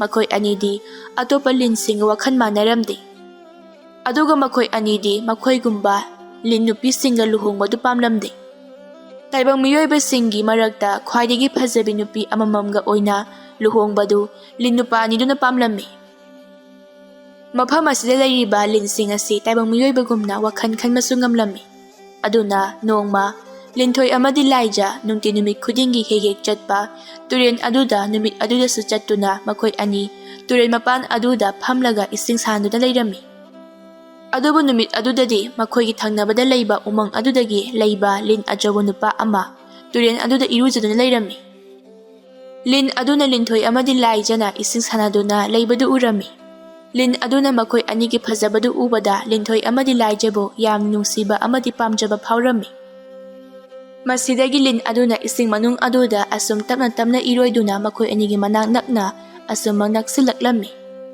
ꯑꯗꯨꯕꯨ ꯃꯈꯣꯏ ꯑꯅꯤꯗꯤ ꯂꯤꯟ ꯑꯆꯧꯕ ꯑꯃꯅ ꯃꯈꯣꯏꯒꯤ ꯃꯅꯥꯛꯇ ꯂꯥꯛꯂꯦ ꯍꯥꯏꯕꯁꯤ ꯈꯪꯖꯕ ꯅꯠꯇꯦꯗꯣ ꯑꯗꯨꯅ ꯂꯤꯟ ꯅꯨꯄꯥꯗꯨꯅꯁꯨ ꯃꯈꯣꯏ ꯑꯅꯤꯅ ꯁꯥꯟꯅꯗꯨꯅ ꯂꯩꯔꯤꯕꯗꯨ ꯃꯃꯤꯠ ꯄꯦꯟꯅ ꯌꯦꯡꯗꯨꯅ ꯂꯩꯖꯔꯝꯃꯤ ꯃꯁꯤꯗ ꯂꯤꯟꯊꯣꯏ ꯑꯃꯗꯤ ꯂꯥꯏꯖꯁꯨ ꯃꯌꯨꯝꯗ ꯏꯁꯤꯡ ꯁꯣꯛꯇꯨꯅ ꯑꯗꯨꯃꯛ ꯀꯥꯈꯠꯈ꯭ꯔꯦ ꯂꯤꯟ ꯅꯨꯄꯥꯗꯨꯗꯤ ꯃꯈꯣꯏ ꯑꯅꯤꯅ ꯆꯠꯈꯤꯕ ꯑꯗꯨꯕꯨ ꯌꯥꯝꯅ ꯃꯨꯟꯅ ꯌꯦꯡꯗꯨꯅ ꯂꯩꯍꯧꯏ ꯃꯁꯤꯗꯒꯤ ꯈꯣꯡꯂꯩ ꯊꯨꯅ ꯃꯍꯥꯛꯁꯨ ꯃꯈꯣꯏꯒꯤ ꯃꯐꯝ ꯑꯗꯨ ꯌꯧꯅꯕ ꯆꯠꯈꯤꯔꯝꯃꯤ ꯃꯐꯝ ꯑꯗꯨ ꯌꯧꯔꯒ ꯃꯥꯒꯤ ꯌꯥꯝꯅ ꯂꯨꯅ ꯇꯤꯟꯅꯕ ꯃꯔꯨꯞ ꯑꯗꯨꯗ ꯉꯁꯥꯏ ꯃꯥꯅ ꯎꯔꯛꯄ ꯄꯨꯝꯅꯃꯛ ꯇꯝꯂꯝꯃꯤ ꯑꯇꯣꯞꯄ ꯂꯤꯟ ꯅꯨꯄꯥꯗꯨꯁꯨ ꯇꯥꯏꯕꯪ ꯃꯤꯑꯣꯏꯕꯒ ꯂꯧꯅ ꯂꯩꯅꯕꯁꯤ ꯄꯥꯝꯕꯅꯤꯅ ꯃꯥꯒꯤ ꯃꯔꯨꯞꯅ ꯍꯥꯏꯕ ꯋꯥꯗꯨ ꯇꯥꯕꯗ ꯃꯁꯥꯗꯣ ꯍꯦꯟꯅ ꯌꯦꯡꯅꯤꯡꯕꯅ ꯂꯥꯡꯇꯛꯅꯔꯝꯃꯤ ꯑꯁꯨꯝꯅ ꯂꯤꯟ ꯅꯨꯄꯥ ꯑꯅꯤꯗꯨ ꯃꯊꯪꯒꯤ ꯅꯨꯃꯤꯠꯇ ꯆꯠꯃꯤꯟꯅꯗꯨꯅ ꯌꯦꯡꯅꯕ ꯅꯨꯄꯤ ꯑꯅꯤ ꯑꯗꯨꯕꯨ ꯌꯦꯡꯃꯤꯟꯅꯔꯨꯁꯤ ꯍꯥꯏꯅ ꯍꯥꯏꯅꯔꯝꯃꯤ ꯑꯁꯨꯝꯅ ꯅꯨꯃꯤꯠ ꯈꯔꯅꯤꯁꯨ ꯍꯧꯈ꯭ꯔꯦ ꯃꯊꯪꯒꯤ ꯅꯣꯡ ꯍꯦꯛ ꯉꯥꯟꯕꯒ ꯂꯤꯟꯊꯣꯏ ꯂꯥꯏꯖ ꯃꯈꯣꯏ ꯑꯅꯤ ꯍꯥꯟꯅꯒꯨꯝ ꯇꯨꯔꯦꯟꯗ ꯏꯁꯤꯡ ꯁꯣꯛꯄ ꯂꯥꯛꯂꯝꯃꯤ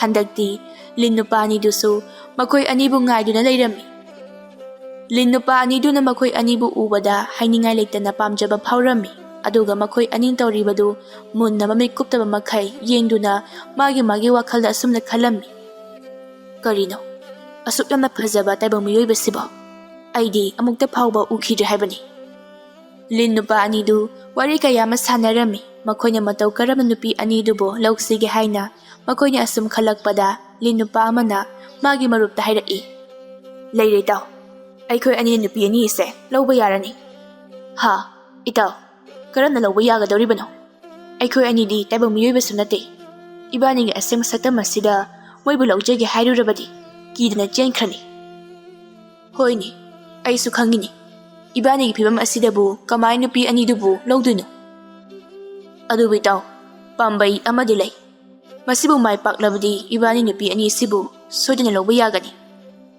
ꯑꯗꯣ ꯀꯔꯝꯕ ꯄꯥꯝꯕꯩꯅꯣ ꯑꯩꯈꯣꯏꯒꯤ ꯏꯅꯤꯡꯊꯧ ꯑꯁꯦ ꯌꯥꯝꯅ ꯁꯛꯇꯤ ꯂꯩꯕ ꯂꯤꯟ ꯑꯃꯗꯤ ꯃꯇꯝ ꯑꯃ ꯍꯦꯛꯇꯗ ꯇꯥꯏꯕꯪ ꯃꯤꯑꯣꯏꯕ ꯑꯣꯟꯕꯁꯨ ꯉꯝꯕꯅꯤ ꯑꯗꯨꯅ ꯃꯥꯒꯤ ꯃꯅꯥꯛꯇ ꯆꯠꯇꯨꯅ ꯑꯩꯈꯣꯏꯁꯨ ꯇꯥꯏꯕꯪ ꯃꯤꯑꯣꯏꯕ ꯑꯃꯨꯛꯇꯗꯤ ꯑꯣꯜꯍꯟꯕꯤꯌꯨ ꯍꯥꯏꯅ ꯍꯥꯏꯖꯔꯨꯁꯤ ꯑꯁ ꯏꯇꯥꯎ ꯅꯪꯅ ꯍꯥꯏꯔꯤꯕ ꯋꯥꯗꯨ ꯏꯅꯤꯡꯊꯧꯅ ꯌꯥꯕꯤꯔꯛꯀꯗ꯭ꯔꯅꯦ ꯏꯍꯦ ꯑꯗꯨꯕꯨꯗꯤ ꯀꯃꯥꯏꯅ ꯇꯔꯥꯏꯅ ꯍꯦꯛꯇ ꯌꯥꯔꯛꯀꯗꯒꯦ ꯑꯗꯨꯕꯨꯅꯦ ꯑꯩꯈꯣꯏ ꯑꯅꯤꯅ ꯂꯤꯡꯖꯦꯜ ꯑꯃꯠꯇ ꯑꯣꯏꯅ ꯏꯅꯤꯡꯊꯧꯗ ꯌꯥꯝꯅ ꯀꯟꯅ ꯒꯤꯔꯤ ꯍꯦꯛꯇ ꯇꯛꯁꯤꯜꯂꯨꯁꯤ ꯍꯣꯏꯅꯦ ꯐꯔꯦꯅꯦ ꯏꯇꯥꯎ ꯃꯗꯨꯅ ꯐꯔꯅꯤ ꯑꯗꯨꯗꯤ ꯍꯧꯖꯤꯛꯃꯛ ꯏꯅꯤꯡꯊꯧꯒꯤ ꯃꯅꯥꯛꯇ ꯆꯠꯂꯁꯤ ꯂꯤꯟ ꯅꯨꯄꯥ ꯑꯅꯤꯗꯨ ꯋꯥꯔꯤ ꯁꯥꯟꯅꯕ ꯌꯥꯕ ꯁꯥꯟꯅꯔꯕꯒꯤ ꯃꯇꯨꯡꯗ ꯇꯨꯔꯦꯟ ꯑꯗꯨꯗꯒꯤ ꯂꯤꯟꯊꯣꯏ ꯂꯥꯏꯖꯅ ꯆꯠꯈ꯭ꯔꯕꯒꯤ ꯃꯇꯨꯡꯗ ꯃꯈꯣꯏꯒꯤ ꯂꯤꯟ ꯅꯤꯡꯊꯧꯒꯤ ꯃꯅꯥꯛꯇ ꯆꯠꯇꯨꯅ ꯍꯥꯏꯖꯔꯝꯃꯤ ꯏꯅꯤꯡꯊꯧ ꯅꯅꯥꯏ ꯑꯩꯈꯣꯏꯅꯤ ꯂꯥꯛꯆꯔꯤꯌꯦ Kari leire. Nakoi anina aigi nakta lakpadi kari hainingi. Iningthau. Aikhoina lakjabagi maramdi nanai aikoi anina thangnabada leiba turen asida chatlubada yamna masang matau phajarabi taibang miyoiba nupi ani khak thainajarai. Makhoi anibo nanai aikoi anina yamna pamlure. Aduna iningthauna yaragadi aikoi anibo taibang miyoiba oina matam kharadang oirabasu oihanbiyuba. Kari haiba. Hai madu yaroi. Lina taibang miyoiba onduna nupi lawba haiba adudi yaroi ni hei. Nakoi anina nupi thige harabasu mafam asida leiriba lin nupi masang matau phajarabi kaya ama leiri. Makhoi sing asidagi oina khanduna luhonguko. Iningthau. Nanai aikoi ani lin nupi lawba pamjade. Lin nupi singina tawribasina maron ama susa kambi ngaktuna tawi. Adubu aikoi anidi taibang miyoiba ni lawjage. Hai madu yaroi haibani ni hei. Chalo aigi madam manghanganuko. Nakoi anina hariba wado taibang dadi laraduna namangda phawba mangnunuko. Lin nupa ani dudi lining thauda makhoina haijabadu yabiraktabaduda makoi ani yamna ningba kaini tuminna adumak chatkirami. Mathanga numita mukkasu makoi ani ningthaugi manata laktuna amuk hana haijarami. Matam asidasu lining thau adunadi makoi anigi wafam adubu yaba kauba leiramde. Makoi anina hanjin chattuna kayarak hairami adubu lining thau aduna sunga yabiraklamde. Kona thangda makoi anina haimanba aduda lining thau adusu khangba ngamdramale. Makoi anigi maithongda nungaitabagi mami tabadu ubada nungaitabadagi makoi anina haibadu yarami. Aduga lining thau aduna amuk hairami. Phare nakoi anina taibang miyoiba oninglabadi olhalage.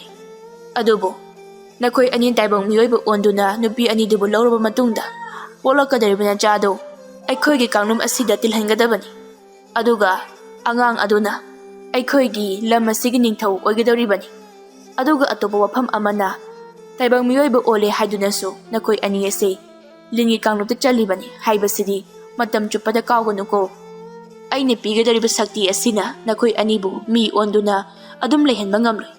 Masidi matam kharadangi oina mi onba ngamgadoribani.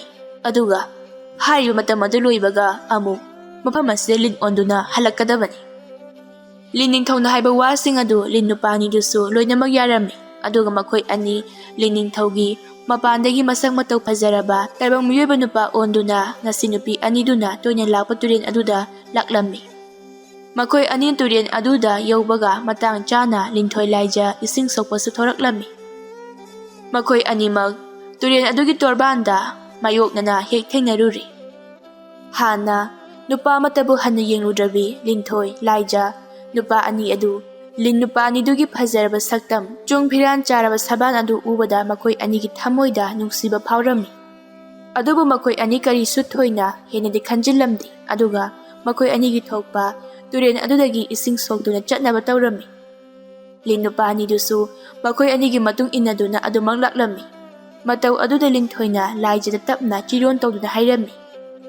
Ita laija masigi nupa ani sidi karaidagi oirajana masang matawdi adum yingba yai. Ado makoi anigi se ibanigi tungasum inarakpa mali. Hoita masaki hairurabadi makoi ani se haninga leitana phajai. Ado aikhoi khungi midi mandi atoba khundagi mali. Ado makoi anigi se ibanida kainoma haningbadi mandro. Asumna wari sana lakpada linthoidu uhogdabadagi makhong adu nungamane sujinduna khudi thirami. Aduga magi makhong adusu ithoklammi. Aduga hairaki. Ayun ma aigi siredana khong sisu itho mali. Haima ita ithoene side masigi nakanda leiriba numpak asida ngahektang phamuse. Linthoi makhong nu sokpaduna yamna narami. Aduda mahaksu nakan aduda leiriba nung amagi mathakta phamlammi. Aduga laijana linthoigi makhong asokpa aduda I thoklibadu khaknaba haiduna tera paibimana kharasu nekhaiduna thombirami. Adubu linthoigi makhongna thokliba I adudi khau haibadi yaramde. Masidagi upai leitraduna manang nakpa duwada kana leibage haina yenglaklami. Matang aduda linupa aniduna sangsilaktuna linthoigi asokpa dubu yenglammi. Lin nupaduna Linthoi bu pamjaba aduna Linthoi da tapna hairaki. Ichan, nangi khongse iyam thoi. Ado nangi iyase khaknaba ai tawbige ko. Ado nangi khongdo ai amta soke.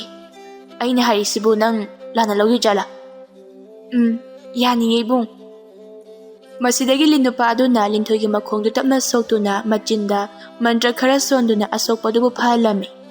Matawadu ubada Linthoi amadi laijadi ngakpana loirami. Aduga wakhandasu asumna khanki. Natragana matik mayai leiba miyoi ama oira jalani. Asumna khanna haujikdi makhoi anigi thamoidasu nupa anidubu yamna nungsiba ama phauраklami. Nupa anidunasu makhoi anigi phajara masak adu ubada hena mukasu nungsiba hengalaklami. Aduna Lin nupa aniduna matamanghanba tawdana nupi ani aduda hanglai. Ichan, nakoi anigi mingbu kari kaubage. Aigina Laija, adugi ta sigina Linthoi kawi. Ado ibung hoigidi kay ming kauge. Aikoi nigi mingbudi aigina tombo kawi. Aduga itawgi na nganba kawi. Ado ichalani bu masigi kuna sidagira. Mane ibung, aikoi kula sidagini. Ado ibung hoidi karai dagino. Aikoi kula sigi midi mandi. Aduga hana muktasu ukidri. Hoi, aikoi budi kula sidagi nati. Aikoi di atoba kuna madagini. Aduga aikoi ni se mai bani. Mafam asida lam yengbu oina sum kuthorakpani. Asumna makhoi wari kaya ama sanarami. Linthoi, Laijasu, nupa aniduga wari sanabada yamna nungairami. Numit asidagi Linthoi na tompoka nungsinarami. Aduga Laijana nganbaga nungsinarami. Makhoi mari nungti numit khudingi unarami. Aduga nupa aniduna Linthoi amadi Laijabo makhoina amukta udriba phajara mafamda pudunasu yenghanbirami. Masina pi aniduna Lin nupa anidubo nungsiba hena phaurami. Aduga Linthoi hoigi leiba aduda leiba ana ayeksing adubusu tompok amadi nganbana chattuna makhoigi anabadu phahalami. Khun adugi miyamnasu makhoi anibu yamna phaba maiba ama oina launarami. Khul adugi mipum khudingmak na tompok amadi nganbabo yamna nungsinarami. Asiguma mataw asida yamna ngakchaw thekpa Linthoi amadi Laijada ngaujaba khabadi mapum tiba makhai sauninglami. Aduga mane hena sauninglibadi Laija amadi Linthoi ani asi tompok amadi nganmaga nungsinakre khanbadani. Nongma makhoi marina wari watai saduna leirami. Tanja asida khabadu yamna sauna makhoi marina phamliba adugi manata sangsilaktuna Linthoi amadi Laijada haireklami.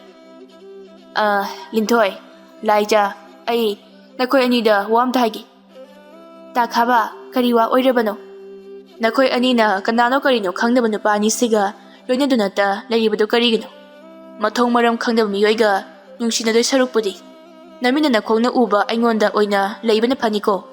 Asigumba mathong maram khangdaba mi asida leiruraga madu macha leiraba. Nupi thiba nupa oramlabadi napunsido mangjani. Adunani.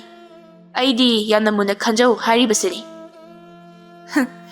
Ta khaba aikoi anina nungsinaribase nangumba nupi nahada jopa nupi da chagat yana tauba chagalai juba nupa nati. Nangnane awot apamu sajilaktrabasu yarani. Aikoi nane makhoi anise masak yamna muna khanglabagi tungda nungsinajabani. Masida nangna khoigidamakta karisu wabiyu haidi. Mani ta khaba nangbu aikhogi kanano. Nangnasu yamna itaga aigi lambida yelibasibu karigino. Ta khaba nang yam thona chakro. Chalo saidane kuina leirano. Nakhoi anigise nupa anisi yawi haina kibaga khangdrene ko. Yengu haujikna aine kari tawrakke haibado. Tu ubra aine purakliba masama u pharaba nupasing ase. Nakhoi anibu ngasidi aine phanaba haiduna sen piraga nektuna puraklibani.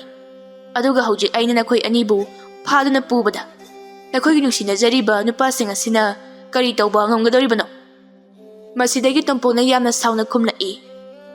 Nasaidagi tagi haina tabani. Adubu taba ngamdre. Aikhoi sibu miyoina udabagi wanine. Nangna khalibado. Aikhoi ni se yamna pangdaba nupa ma oina ubro. Kaishu laitraba nangna aikhoigi nungsinajariba nupising asibu phaduna pukhraga aikhoina tumina yengduna leihogani khanbro.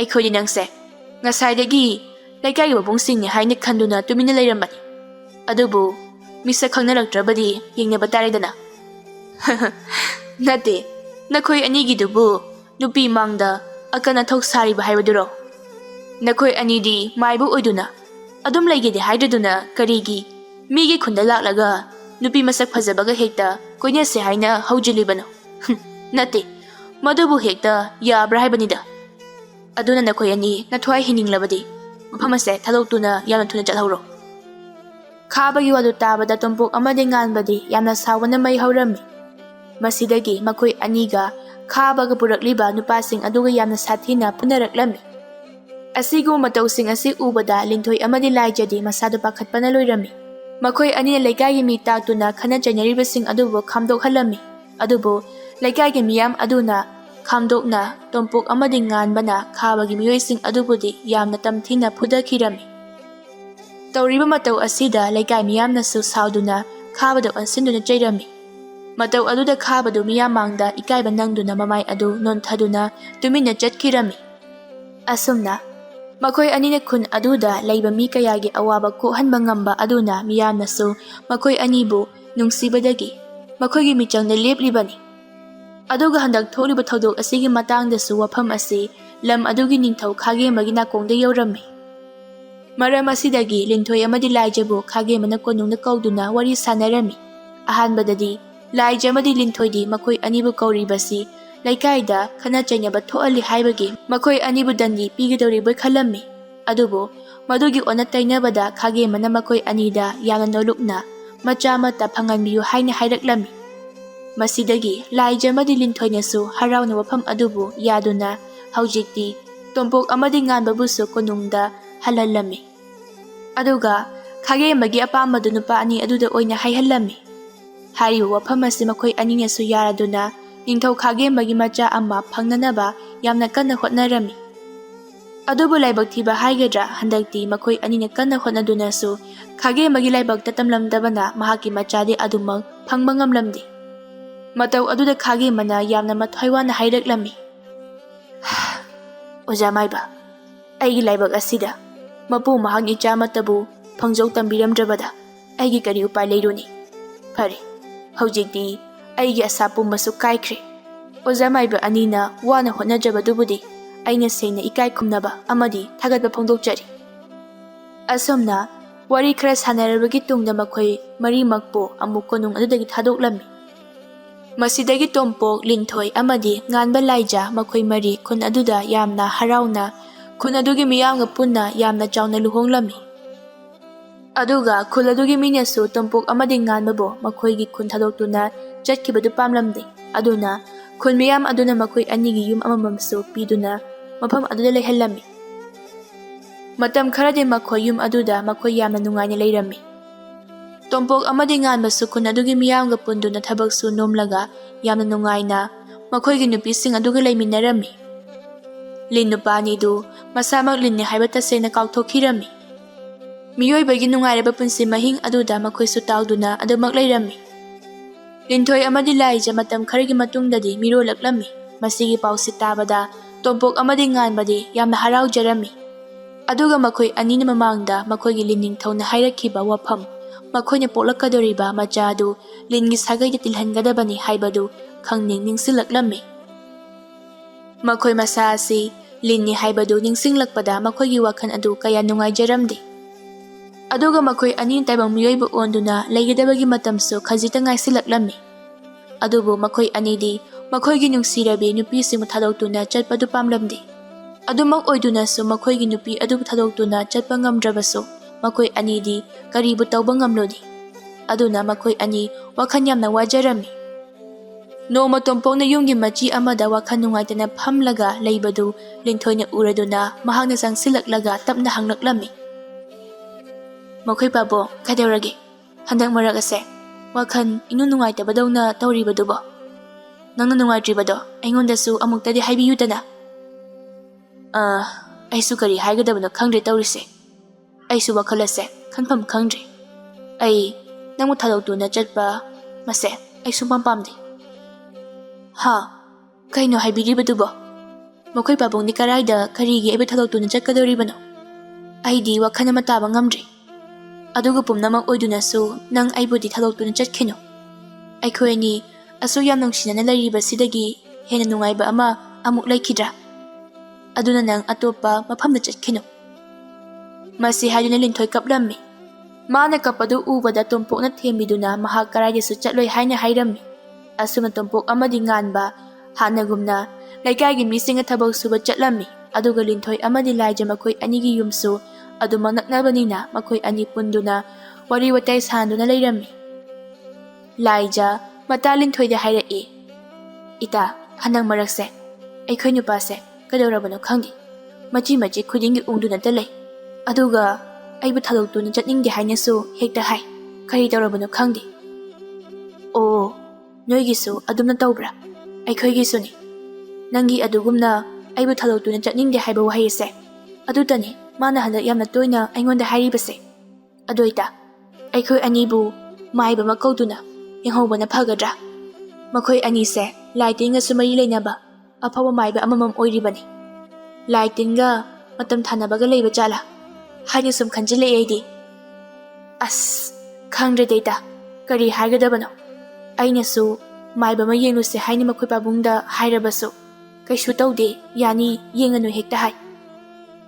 Asuna makhoi anine wari watai kayama sanarami. Aduga haujikti makhoi anidu thasu phana yamsilaklammi. Haujikti tompok amadi nganbagi aroiba numit adusu oiraklammi. Aduna makhoi ani mayumda ngantana halaktuna chai sing chaba loiraduna tumina dumak tumlammi. Aduga numidangi athenga matam aduda Linthoi karigumba pot ama takhibagi ahoba makhon ama taraklammi. Makhol adu tarubadagi khangawdana tumlamba Linthoi adu puklauna hawgalaklammi. Adubu angakpani. Mahakna hawgalakpa matamdadi yamna jawulin ama manakta tumduna lairambadu ubada mahakti kiboy khangboy yamna kana lauraklammi. Tanja adu maktada manakta lairiba Lin aduna mangonda tapna hairai. Linthoi, aise nangi napuroiba tompokni. Aina nangonda karisu tawriye nang bakhat kano. Ay nangonda wa khara haigi munna taw. Aise nakhoi gumba taibang miyoiba ama nate. Ay di Linni. Nakhoi thangnabada leiba Lin ngakta panba laman sidagi lakpani. Aina nangbu ahanba uzake mikup aduda. Thamoyda nangbu yamna nungshiki. Aduga pambasu phawki. Maram asidagi aikhoi lining thauda haijaduna aihak mi ama onduna lakhibani.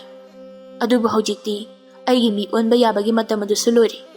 Aduna aihak amuk hana aigi asengba sakam asida onthoraklibani. Aduga haujikti ai namu thadok tuna chattaba yararoi.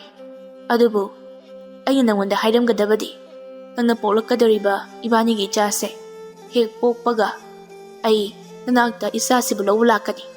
Angang ase lining thauga aiga hainakibagi matung ina aikhogi lingi kanglupta tinduna mana ningthau oigadoribani. Aduga nangase aina chakhra matungda napuroiba leiribi nupi amani haibase masi matangdi nangna kawganuko. Masi haiduna Lin adu makhoigi thongnawdagi umang adu pangna chatkhi. Linthoidu tawriba matau aduna masadu pakhatpana suloirami. Matang aduda magi mata Laijadu karamna tawramgani haina khaning ningsinglaktuna mana mata hoigi yumda thunamak chattuna yenglami. Adubu mana yum aduda yawa matamdadi mata Laijadu makokta I thokduna siraga taduna leirami. Laija si ngasai magi nupa nganbana Lin olakpaduda masu pakhatpana hemankhibadagi nganbana haiba wa amata tadana chenkhinaba hotnabada khudi thibadagi mahaki kok adu leimadi yaisinduna sikhibani. Masidagi nganbasu Lin olabanina upai leitabadagi mabu thanamduna adumak chatkhibani. Linthoi mata Laijagi asiba hakchangna leimaida taduna leibadu ubada yamna pakhatna chensinduna matabu konduna hanjin kaurami. Adubu Laijanadi mana kauriba hairibasing adugi pakum amata piraktabadagi mana laikai adugi miyamu kauduna yenghalami. Adubu matam adu thengman khramali Laijadi kanmangam khidri. Aduga mahakida thokriba thodoksing adugi asengma warising adu Linthoina kananasu haidoklamdi. Mana wari amada sadoktuna oidaba kaya haijinduna mahakna Laijagi mayumda changlubada Laija si leibakta siduna taraga leirambani. ꯃꯍꯥꯛꯇꯤ ꯂꯥꯏꯖꯗ ꯀꯔꯤ ꯊꯣꯛꯈꯤꯕꯒꯦ ꯍꯥꯏꯕꯗꯨ ꯈꯪꯗꯦ ꯍꯥꯏꯅ ꯍꯥꯏꯖꯤꯜꯂꯝꯃꯤ꯫ ꯃꯁꯤꯗꯒꯤ ꯂꯩꯀꯥꯏ ꯃꯤꯌꯥꯝꯅ ꯃꯈꯣꯏ ꯑꯅꯤꯒꯤ ꯃꯄꯨꯔꯣꯏꯕꯒꯤ ꯃꯔꯝꯗ ꯑꯃꯨꯛ ꯍꯪꯕ ꯍꯧꯔꯛꯂꯝꯃꯤ꯫ ꯍꯟꯗꯛꯇꯤ ꯂꯤꯟꯊꯣꯏꯁꯨ ꯈꯨꯝꯐꯝ ꯈꯪꯗꯕꯗꯒꯤ ꯃꯈꯣꯏꯗ ꯅꯝꯊꯥꯛ ꯇꯧꯗꯨꯅ ꯃꯈꯣꯏꯕꯨ ꯊꯥꯗꯣꯛꯇꯨꯅ ꯆꯠꯈ꯭ꯔꯦ ꯍꯥꯏꯅ ꯑꯃꯨꯛ ꯍꯥꯏꯖꯤꯜꯂꯝꯃꯤ꯫ ꯃꯁꯤꯗꯒꯤ ꯈꯨꯟꯒꯤ ꯃꯤꯌꯥꯝ ꯑꯗꯨꯁꯨ ꯍꯟꯗꯛ ꯂꯥꯏꯖꯗ ꯊꯣꯛꯂꯤꯕ ꯃꯇꯧ ꯑꯁꯤ ꯀꯔꯤꯅꯣꯅꯦ ꯍꯥꯏꯅ ꯈꯟꯐꯝ ꯈꯪꯂꯝꯗꯦ꯫ ꯑꯗꯨꯒ ꯈꯨꯟꯒꯤ ꯃꯤꯄꯨꯝ ꯈꯨꯗꯤꯡꯃꯛꯅ ꯂꯥꯏꯖ ꯑꯁꯤ ꯃꯄꯨꯔꯣꯏꯕꯅ ꯍꯥꯠꯂꯝꯕ ꯑꯣꯏꯔꯝꯒꯅꯤ ꯍꯥꯏꯅ ꯈꯟꯅꯈꯤ꯫ ꯃꯁꯤꯗꯒꯤ ꯂꯥꯏꯖꯒꯤ ꯏꯃꯨꯡ ꯃꯅꯨꯡ ꯑꯃꯗꯤ ꯈꯨꯟ ꯑꯗꯨꯒꯤ ꯃꯤꯌꯥꯝ ꯆꯪꯗꯨꯅ ꯂꯥꯏꯖꯒꯤ ꯃꯊꯧ ꯃꯉꯝꯁꯨ ꯄꯥꯡꯊꯣꯛꯂꯝꯃꯤ꯫ ꯃꯁꯤꯒꯤ ꯄꯥꯎ ꯑꯁꯤ ꯅꯤꯡꯊꯧ ꯈꯥꯒꯦꯝꯕꯅꯁꯨ ꯇꯥꯕꯗ ꯌꯥꯝꯅ ꯁꯥꯎꯅꯤꯡꯂꯝꯃꯤ꯫ ꯑꯗꯨꯒ ꯅꯝꯊꯥꯛ ꯇꯧꯗꯨꯅ ꯆꯠꯈꯤꯕ ꯅꯨꯄꯥ ꯑꯅꯤꯗꯨ ꯊꯤꯅꯕ ꯑꯃꯗꯤ ꯂꯥꯏꯖ ꯍꯥꯠꯄꯗ ꯆꯦꯟꯅꯕ ꯃꯤꯑꯣꯏ ꯑꯗꯨꯁꯨ ꯐꯥꯅꯕ ꯃꯅꯥꯏ ꯀꯌꯥ ꯊꯥꯗꯣꯛꯂꯝꯃꯤ꯫ ꯑꯗꯨꯕꯨ ꯂꯥꯏꯖꯒꯤ ꯃꯔꯝꯗ ꯑꯃꯗꯤ ꯃꯈꯣꯏꯒꯤ ꯃꯄꯨꯔꯣꯏꯕ ꯇꯣꯝꯄꯣꯛ ꯑꯃꯗꯤ ꯉꯥꯟꯕꯒꯤ ꯀꯔꯤꯒꯨꯝꯕ ꯄꯥꯎ ꯑꯃꯠꯇꯗꯤ ꯇꯥꯕ ꯐꯪꯂꯝꯗꯦ꯫ ꯂꯤꯟꯊꯣꯏꯁꯨ ꯃꯃꯥꯅ ꯃꯥꯕꯨ ꯂꯧꯕ ꯂꯥꯛꯇꯨꯅ ꯃꯃꯥꯒꯤ ꯃꯅꯥꯛꯇ ꯂꯩꯔꯝꯃꯤ꯫ ꯑꯗꯨꯕꯨ ꯂꯤꯟꯊꯣꯏ ꯉꯁꯥꯏ ꯃꯥꯒꯤ ꯅꯨꯄꯥ ꯇꯣꯝꯄꯣꯛꯅ ꯆꯠꯂꯝꯗꯥꯏꯗ ꯍꯥꯏꯔꯝꯕ ꯃꯥꯒꯤ ꯃꯆꯥ ꯑꯁꯤ ꯍꯦꯛ ꯄꯣꯛꯄꯒ ꯂꯧꯕ ꯂꯥꯛꯀꯅꯤ ꯍꯥꯏꯕꯗꯨ ꯅꯤꯡꯁꯤꯡꯂꯛꯄꯗ ꯃꯊ꯭ꯋꯥꯏ ꯌꯥꯝ ꯅꯨꯡꯉꯥꯏꯖꯔꯝꯗꯦ꯫ ꯃꯍꯥꯛꯅ ꯃꯆꯥꯕꯨ ꯄꯨꯈꯤꯅꯤ ꯈꯟꯕꯗ ꯌꯥꯝꯅ ꯋꯥꯔꯝꯃꯤ꯫ ꯑꯗꯨꯕꯨ ꯃꯥꯒꯤ ꯋꯥꯔꯤ ꯑꯁꯤ ꯃꯥꯕꯨ ꯄꯣꯛꯆꯔꯤꯕꯤ ꯃꯃꯥ ꯇꯝꯄꯥꯛꯇꯗꯤ ꯇꯝꯂꯝꯗꯦ꯫ ꯑꯁꯨꯝꯅ ꯍꯧꯖꯤꯛꯇꯤ ꯃꯇꯝꯅ ꯁꯨꯝ ꯍꯧꯈꯤꯕꯅ ꯃꯤꯌꯥꯝꯅꯁꯨ ꯂꯥꯏꯖꯒꯤ ꯋꯥꯈꯜꯗꯨ ꯀꯥꯎꯊꯣꯛꯅꯈ꯭ꯔꯦ꯫ ꯑꯗꯨꯕꯨ ꯅꯣꯡꯃ ꯅꯤꯡꯊꯧ ꯈꯥꯒꯦꯝꯕꯅ ꯑꯣꯟꯊꯣꯛꯄ ꯃꯪ ꯑꯃ ꯃꯪꯂꯝꯃꯤ꯫ ꯃꯍꯥꯛꯀꯤ ꯃꯪꯗ ꯂꯤꯟꯊꯣꯏꯒꯤ ꯃꯆꯥ ꯅꯨꯄꯥ ꯑꯃ ꯄꯣꯛꯂꯝꯃꯤ꯫ ꯑꯗꯨꯒ ꯑꯉꯥꯡ ꯑꯗꯨ ꯃꯀꯣꯛꯇ ꯅꯤꯡꯊꯧꯒꯤ ꯀꯣꯌꯦꯠ ꯌꯦꯠꯇꯨꯅ ꯂꯝ ꯑꯁꯤꯒꯤ ꯅꯤꯡꯊꯧ ꯑꯣꯏꯗꯨꯅ ꯂꯝ ꯑꯁꯤꯕꯨ ꯌꯥꯝꯅ ꯏꯪꯅ ꯆꯤꯛꯅ ꯄꯥꯜꯍꯜꯂꯝꯃꯤ꯫ ꯃꯇꯧ ꯑꯗꯨꯗ ꯅꯤꯡꯊꯧ ꯈꯥꯒꯦꯝꯕ ꯇꯨꯝꯂꯝꯕꯗꯒꯤ ꯐꯨꯛ ꯂꯥꯎꯅ ꯍꯧꯒꯠꯂꯝꯃꯤ꯫ ꯑꯗꯨꯒ ꯃꯊꯟꯇ ꯈꯟꯖꯔꯝꯃꯤ, ꯀꯔꯤ ꯃꯪꯅꯣ ꯍꯧꯖꯤꯛꯀꯤꯗꯨꯗꯤ? ꯏꯁ, ꯑꯁꯤꯒꯨꯝꯕ ꯃꯪ ꯑꯁꯦ ꯍꯥꯟꯅꯗꯤ ꯑꯃꯨꯛꯇ ꯃꯪꯈꯤꯗ꯭ꯔꯤ꯫ ꯀꯔꯤꯕꯨ ꯊꯣꯛꯂꯒꯕꯅꯣ?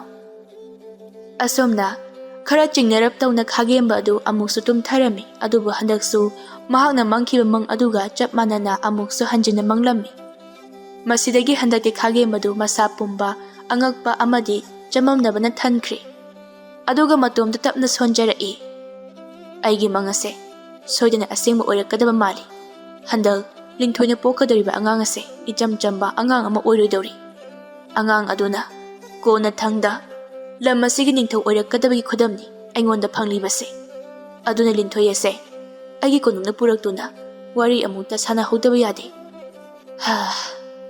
ꯏꯁꯣꯔꯅ ꯑꯩꯒꯤ ꯑꯋꯥꯕꯁꯦ ꯎꯕꯤꯗꯨꯅ ꯑꯩꯒꯤ ꯑꯋꯥꯕꯗꯣ ꯃꯄꯨ ꯃꯍꯥꯛꯅ ꯀꯣꯛꯍꯟꯕꯤꯔꯛꯂꯤꯕ ꯃꯥꯜꯂꯤ꯫ ꯂꯝ ꯑꯁꯤꯒꯤ ꯅꯤꯡꯊꯧ ꯑꯃꯠꯇ ꯂꯩꯔꯔꯣꯏꯗ꯭ꯔꯥ ꯍꯥꯏꯅ ꯈꯟꯖꯔꯝꯕꯗꯣ ꯃꯄꯨ ꯃꯍꯥꯛꯅ ꯑꯉꯥꯡ ꯑꯗꯨꯕꯨ ꯑꯣꯏꯅ ꯑꯣꯏꯍꯜꯂꯨ ꯍꯥꯏꯅ ꯍꯥꯏꯕꯤꯔꯛꯂꯤꯕ ꯑꯣꯏꯔꯤꯅꯤ꯫ ꯑꯁꯨꯝꯅ ꯅꯤꯡꯊꯧ ꯈꯥꯒꯦꯝꯕꯅ ꯃꯊꯪꯒꯤ ꯅꯨꯃꯤꯠꯇ ꯂꯤꯟꯊꯣꯏꯕꯨ ꯀꯣꯅꯨꯡꯗ ꯃꯍꯥꯛꯅ ꯉꯔꯥꯡ ꯃꯪꯈꯤꯕ ꯃꯪ ꯑꯗꯨꯒꯤ ꯋꯥꯔꯤ ꯄꯨꯝꯅꯃꯛ ꯇꯝꯂꯝꯃꯤ꯫ ꯂꯤꯟꯊꯣꯏ ꯅꯤꯡꯊꯧꯒꯤ ꯋꯥꯗꯨ ꯇꯥꯕꯗ ꯇꯞꯅ ꯍꯥꯏꯔꯝꯃꯤ, ꯏꯅꯤꯡꯊꯧ, ꯃꯗꯨ ꯑꯣꯏꯊꯣꯛꯄ ꯌꯥꯔꯣꯏ꯫ ꯑꯉꯥꯡ ꯑꯁꯤꯗꯤ ꯃꯐꯝ ꯑꯁꯤꯒꯤ ꯃꯤ ꯅꯠꯇꯦ꯫ ꯑꯗꯨꯅ ꯑꯩꯈꯣꯏꯒ ꯂꯩꯃꯤꯟꯅꯕ ꯍꯥꯏꯕꯁꯦ ꯁꯨꯡꯌꯥ ꯌꯥꯔꯣꯏ꯫ ꯃꯁꯤ ꯍꯥꯏꯗꯨꯅ ꯂꯤꯟꯊꯣꯏ ꯀꯞꯄ ꯍꯧꯔꯛꯂꯝꯃꯤ꯫ ꯑꯗꯨꯕꯨ ꯅꯤꯡꯊꯧ ꯈꯥꯒꯦꯝꯕꯗꯤ ꯃꯥꯅ ꯍꯥꯏꯔꯤꯕ ꯋꯥꯗꯨ ꯋꯥꯈꯜ ꯑꯃ ꯇꯥꯕ ꯉꯝꯂꯝꯗꯦ꯫ ꯑꯗꯨꯅ ꯂꯤꯟꯊꯣꯏꯕꯨ ꯊꯦꯝꯅꯧꯗꯨꯅ ꯃꯥꯒꯤ ꯀꯣꯅꯨꯡꯗ ꯊꯝꯗꯨꯅ ꯃꯅꯥꯏ ꯅꯨꯄꯤ ꯃꯌꯥꯝ ꯑꯃꯅ ꯅꯤꯡꯊꯤꯅ ꯁꯦꯕꯥ ꯇꯧꯍꯟꯗꯨꯅ ꯌꯥꯝꯅ ꯅꯨꯡꯉꯥꯏꯅ ꯊꯝꯕꯤꯔꯝꯃꯤ꯫ ꯑꯗꯨꯕꯨ ꯄꯨꯝꯅꯃꯛ ꯑꯁꯤ ꯑꯣꯏꯗꯨꯅꯁꯨ ꯂꯤꯟꯊꯣꯏꯒꯤ ꯋꯥꯈꯜꯗꯗꯤ ꯅꯨꯡꯉꯥꯏꯊꯣꯛꯅ ꯂꯩꯕꯗꯨ ꯉꯝꯂꯝꯗꯦ꯫ ꯃꯁꯥ ꯃꯊꯟꯇ ꯎꯪꯗꯨꯅ ꯑꯗꯨꯃꯛ ꯂꯩꯔꯝꯃꯤ꯫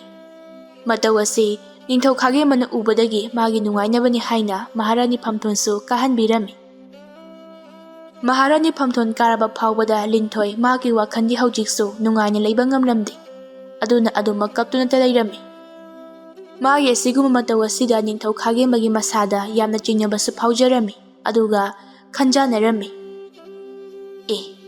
ꯂꯤꯟꯊꯣꯏꯁꯤ ꯃꯥꯒꯤ ꯊꯃꯣꯏꯗ ꯀꯔꯤꯒꯨꯝꯕ ꯋꯥ ꯑꯃꯗꯤ ꯂꯣꯠꯇꯨꯅ ꯂꯩꯔꯤꯁꯦ꯫ ꯃꯥꯅ ꯂꯣꯠꯇꯨꯅ ꯊꯝꯂꯤꯕ ꯋꯥꯁꯦ ꯀꯔꯤꯅꯣ ꯍꯥꯏꯕꯗꯨ ꯑꯩ ꯈꯪꯗꯣꯛꯇꯕ ꯌꯥꯗꯦ꯫ ꯅꯣꯡꯃ ꯂꯤꯟꯊꯣꯏ ꯃꯊꯟꯇ ꯐꯝꯗꯨꯅ ꯀꯞꯄꯒ ꯂꯩꯔꯤꯉꯩ ꯃꯇꯝ ꯑꯗꯨꯗ ꯅꯤꯡꯊꯧ ꯈꯥꯒꯦꯝꯕꯗꯨ ꯇꯞꯅ ꯆꯪꯂꯛꯂꯝꯃꯤ꯫ ꯂꯤꯟꯊꯣꯏ ꯀꯞꯂꯝꯕꯗꯨ ꯇꯣꯛꯇꯨꯅ ꯃꯃꯥꯏ ꯑꯗꯨ ꯑꯃꯨꯛ ꯂꯩꯊꯣꯛꯇꯨꯅ ꯀꯔꯤꯁꯨ ꯇꯧꯗꯕ ꯁꯥꯗꯨꯅ ꯂꯩꯔꯝꯃꯤ꯫ ꯅꯤꯡꯊꯧ ꯈꯥꯒꯦꯝꯕꯅ ꯂꯤꯟꯊꯣꯏꯒꯤ ꯃꯅꯥꯛꯇ ꯆꯪꯗꯨꯅ ꯍꯪꯂꯛꯏ, ꯂꯤꯟꯊꯣꯏ, ꯑꯩ ꯉꯁꯤꯗꯤ ꯅꯉꯣꯟꯗ ꯀꯔꯤꯒꯨꯝꯕ ꯋꯥ ꯈꯔ ꯍꯪꯒꯦ꯫ ꯅꯪ ꯁꯦꯡꯅꯗꯤ ꯈꯨꯝꯃꯨꯀꯣ꯫ ꯀꯔꯤ ꯋꯥ ꯑꯣꯏꯔꯕꯅꯣ ꯏꯅꯤꯡꯊꯧ? ꯅꯪꯅ ꯀꯔꯤꯒꯤꯅꯣ ꯑꯌꯥꯝꯕ ꯃꯇꯝ ꯈꯨꯗꯤꯡꯃꯛꯇ ꯀꯞꯇꯨꯅ ꯂꯩꯔꯤꯕꯁꯦ?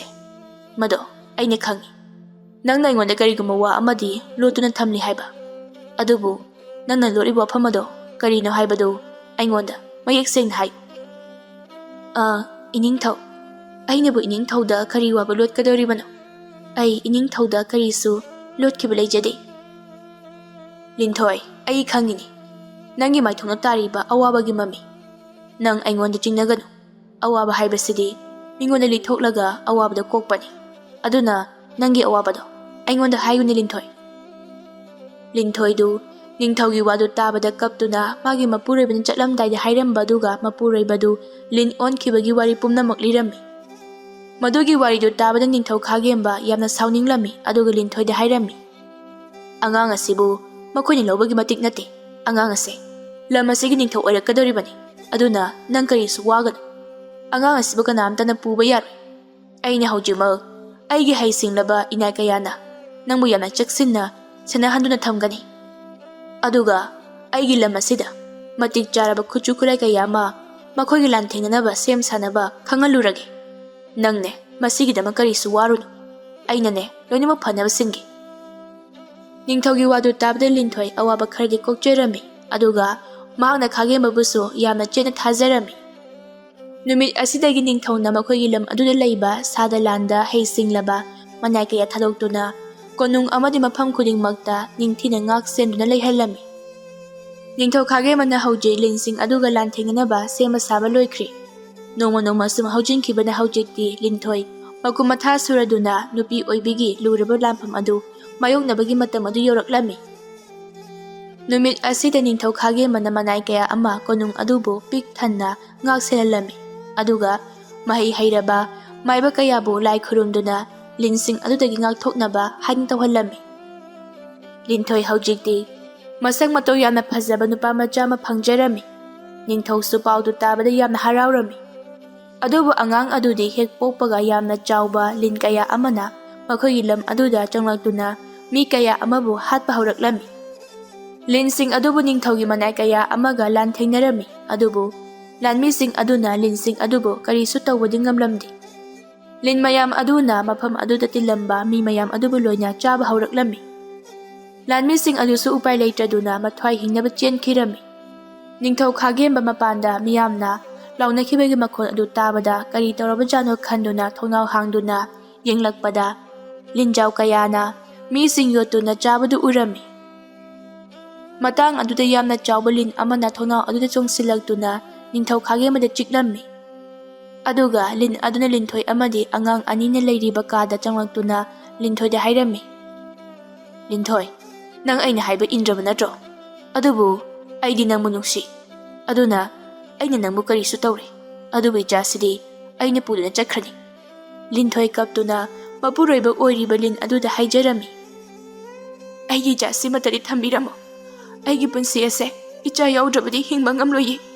Icha se thambiramo. Mama aigi nakta amuktadi thambiramo. Madu yaroi. Aina aigi lin ningthauda wasakhraba wafamni. Aduna angang ase aikhoigi lingi kanglop adugi ningthau oihengadoribani. Aduna angang ase pudaba sungya yaroi. Asumna hairemlaga lin adu mafam adu thadoktuna chatkhré. Aduga mahaka lakminakhiba lin mayam adusu magi matung inaduna lamadu thadoktuna chatkhi. Aduga ningthau khagembadu ngasai lin chiklambadagi laikatnaduna leirami. Ningthau khagemba lin chikpaduna numit kharani hinglamlaga mahaksa adu maksikhirami. Adubu mana siramdaida manaising amadi khungi miyamda aroiba oina asumna hairami. Aigi nungshiraba praja miyangi mafamda karigumba khara hairamge. Linsing aduna pukriba angang ado lam asigi ningthauni. Aduna aigi inaisa nakhoi mayam ama chattuna angang adubu phangnaba thiraga puraktuna lam asigi ningthau oihallo. Masi hairamlaga ningthau khagemba taibang pan thadoktuna chaikhre. Handak makhoigi lam aduda tariba awabasing asi Linthoina maram oduna thoanbani haina khungi miyam aduna Linthoibu miyam changduna nungna thomduna hatnaba honarami. Matang aduda khun adugi ahan oiba nupa ama tholaktuna hairami. Karino mayamna tawriba sibo nupi macha sida nungna thomlaga aikhoigi awabadu koklagadra. Masigi mahut ningthauna siramdaida hairamba lingi machado lam asigi ningthauni. Aduna mabu thiboina chasi. Ahal adugi wadu miyam amata yaramde makhoi adumak yamna sathiba lingmpham aduda chatpa ngamloi haina hairami. Masidagi praja miyamna lingthoiba pusi chuppagi kaisum sangna thamlammi. Numit asidagi leibak asi ningthau pandana leirammi. Matam khardi leibak adu ingna chikna yamna nungaina palammi. Adubu nongma ikhang khanghaudana lam aduda awaba ama mayoknarammi. Lam aduda nauna pokpa angang macha khudingma loina sina poklammi. Aduga lam adu ikang thokduna mahai marung amata lokpa ngamlamdi. Masina lam aduda leiriba mipum khudingma chana thaknaba leitabadagi yamna wanarami. Asiguma tholok kaya tholokpa asina khunja miyamgi wakhanda masi pumnamak ningthau pandabadagi thokpani haina khanki. Masina praja miyam aduna makoigi maraktagi mi ama khanduna ningthau oihanaba tawrammi. Adubu khun adugi ahan oiba nupa aduna makoina silibasing adu yaramdi. Ahan aduna hairammi. Praja miyam, amutadi wakhan taminasi. Aikhoigi ningthau na hairamba wado aikhoi punna changduna pangthokse. Lam asigi asengma ningthaudi angang aduni. Aduna aikhoya ningthau oihaningi haina hekta oiba yari. Maduna aikhoigi leibak ase amuk hena awaba darakpasu yai. Miyam aduna ahan aduda onsinduna hairai. He ahal, nangna pambase aikhoi mayam ase lingi makhuta mathailanba adubura. Aikhoi praja mayam waba yaba wari haujiti. Aikhoi angang aduba thiba chatpasu ngamloi. Masi haduna praja miyam aduna ahan adugi wadubu kaisu leitana laurami. Ahan adusu upai leitraduna tumina leirami. Miyam aduna makoigi maraktagi nupa makhanduna ningthau oihalami. Miyam adu makoigi khuladu ningthau pale haina yamna haraunarami. Adubu nupadu asengma ningthau makti nattabanina makoigi leibakta tariba awabadu haujiksu leptana adumak tarami. Aduga khuladugi miyamna linmayangni marakta changduna makoigi asengma ningthau oigadoriba angang adubusu laurubadi ngamdabanina makoi punsi chuppa awabada taduna adumak hingkirami.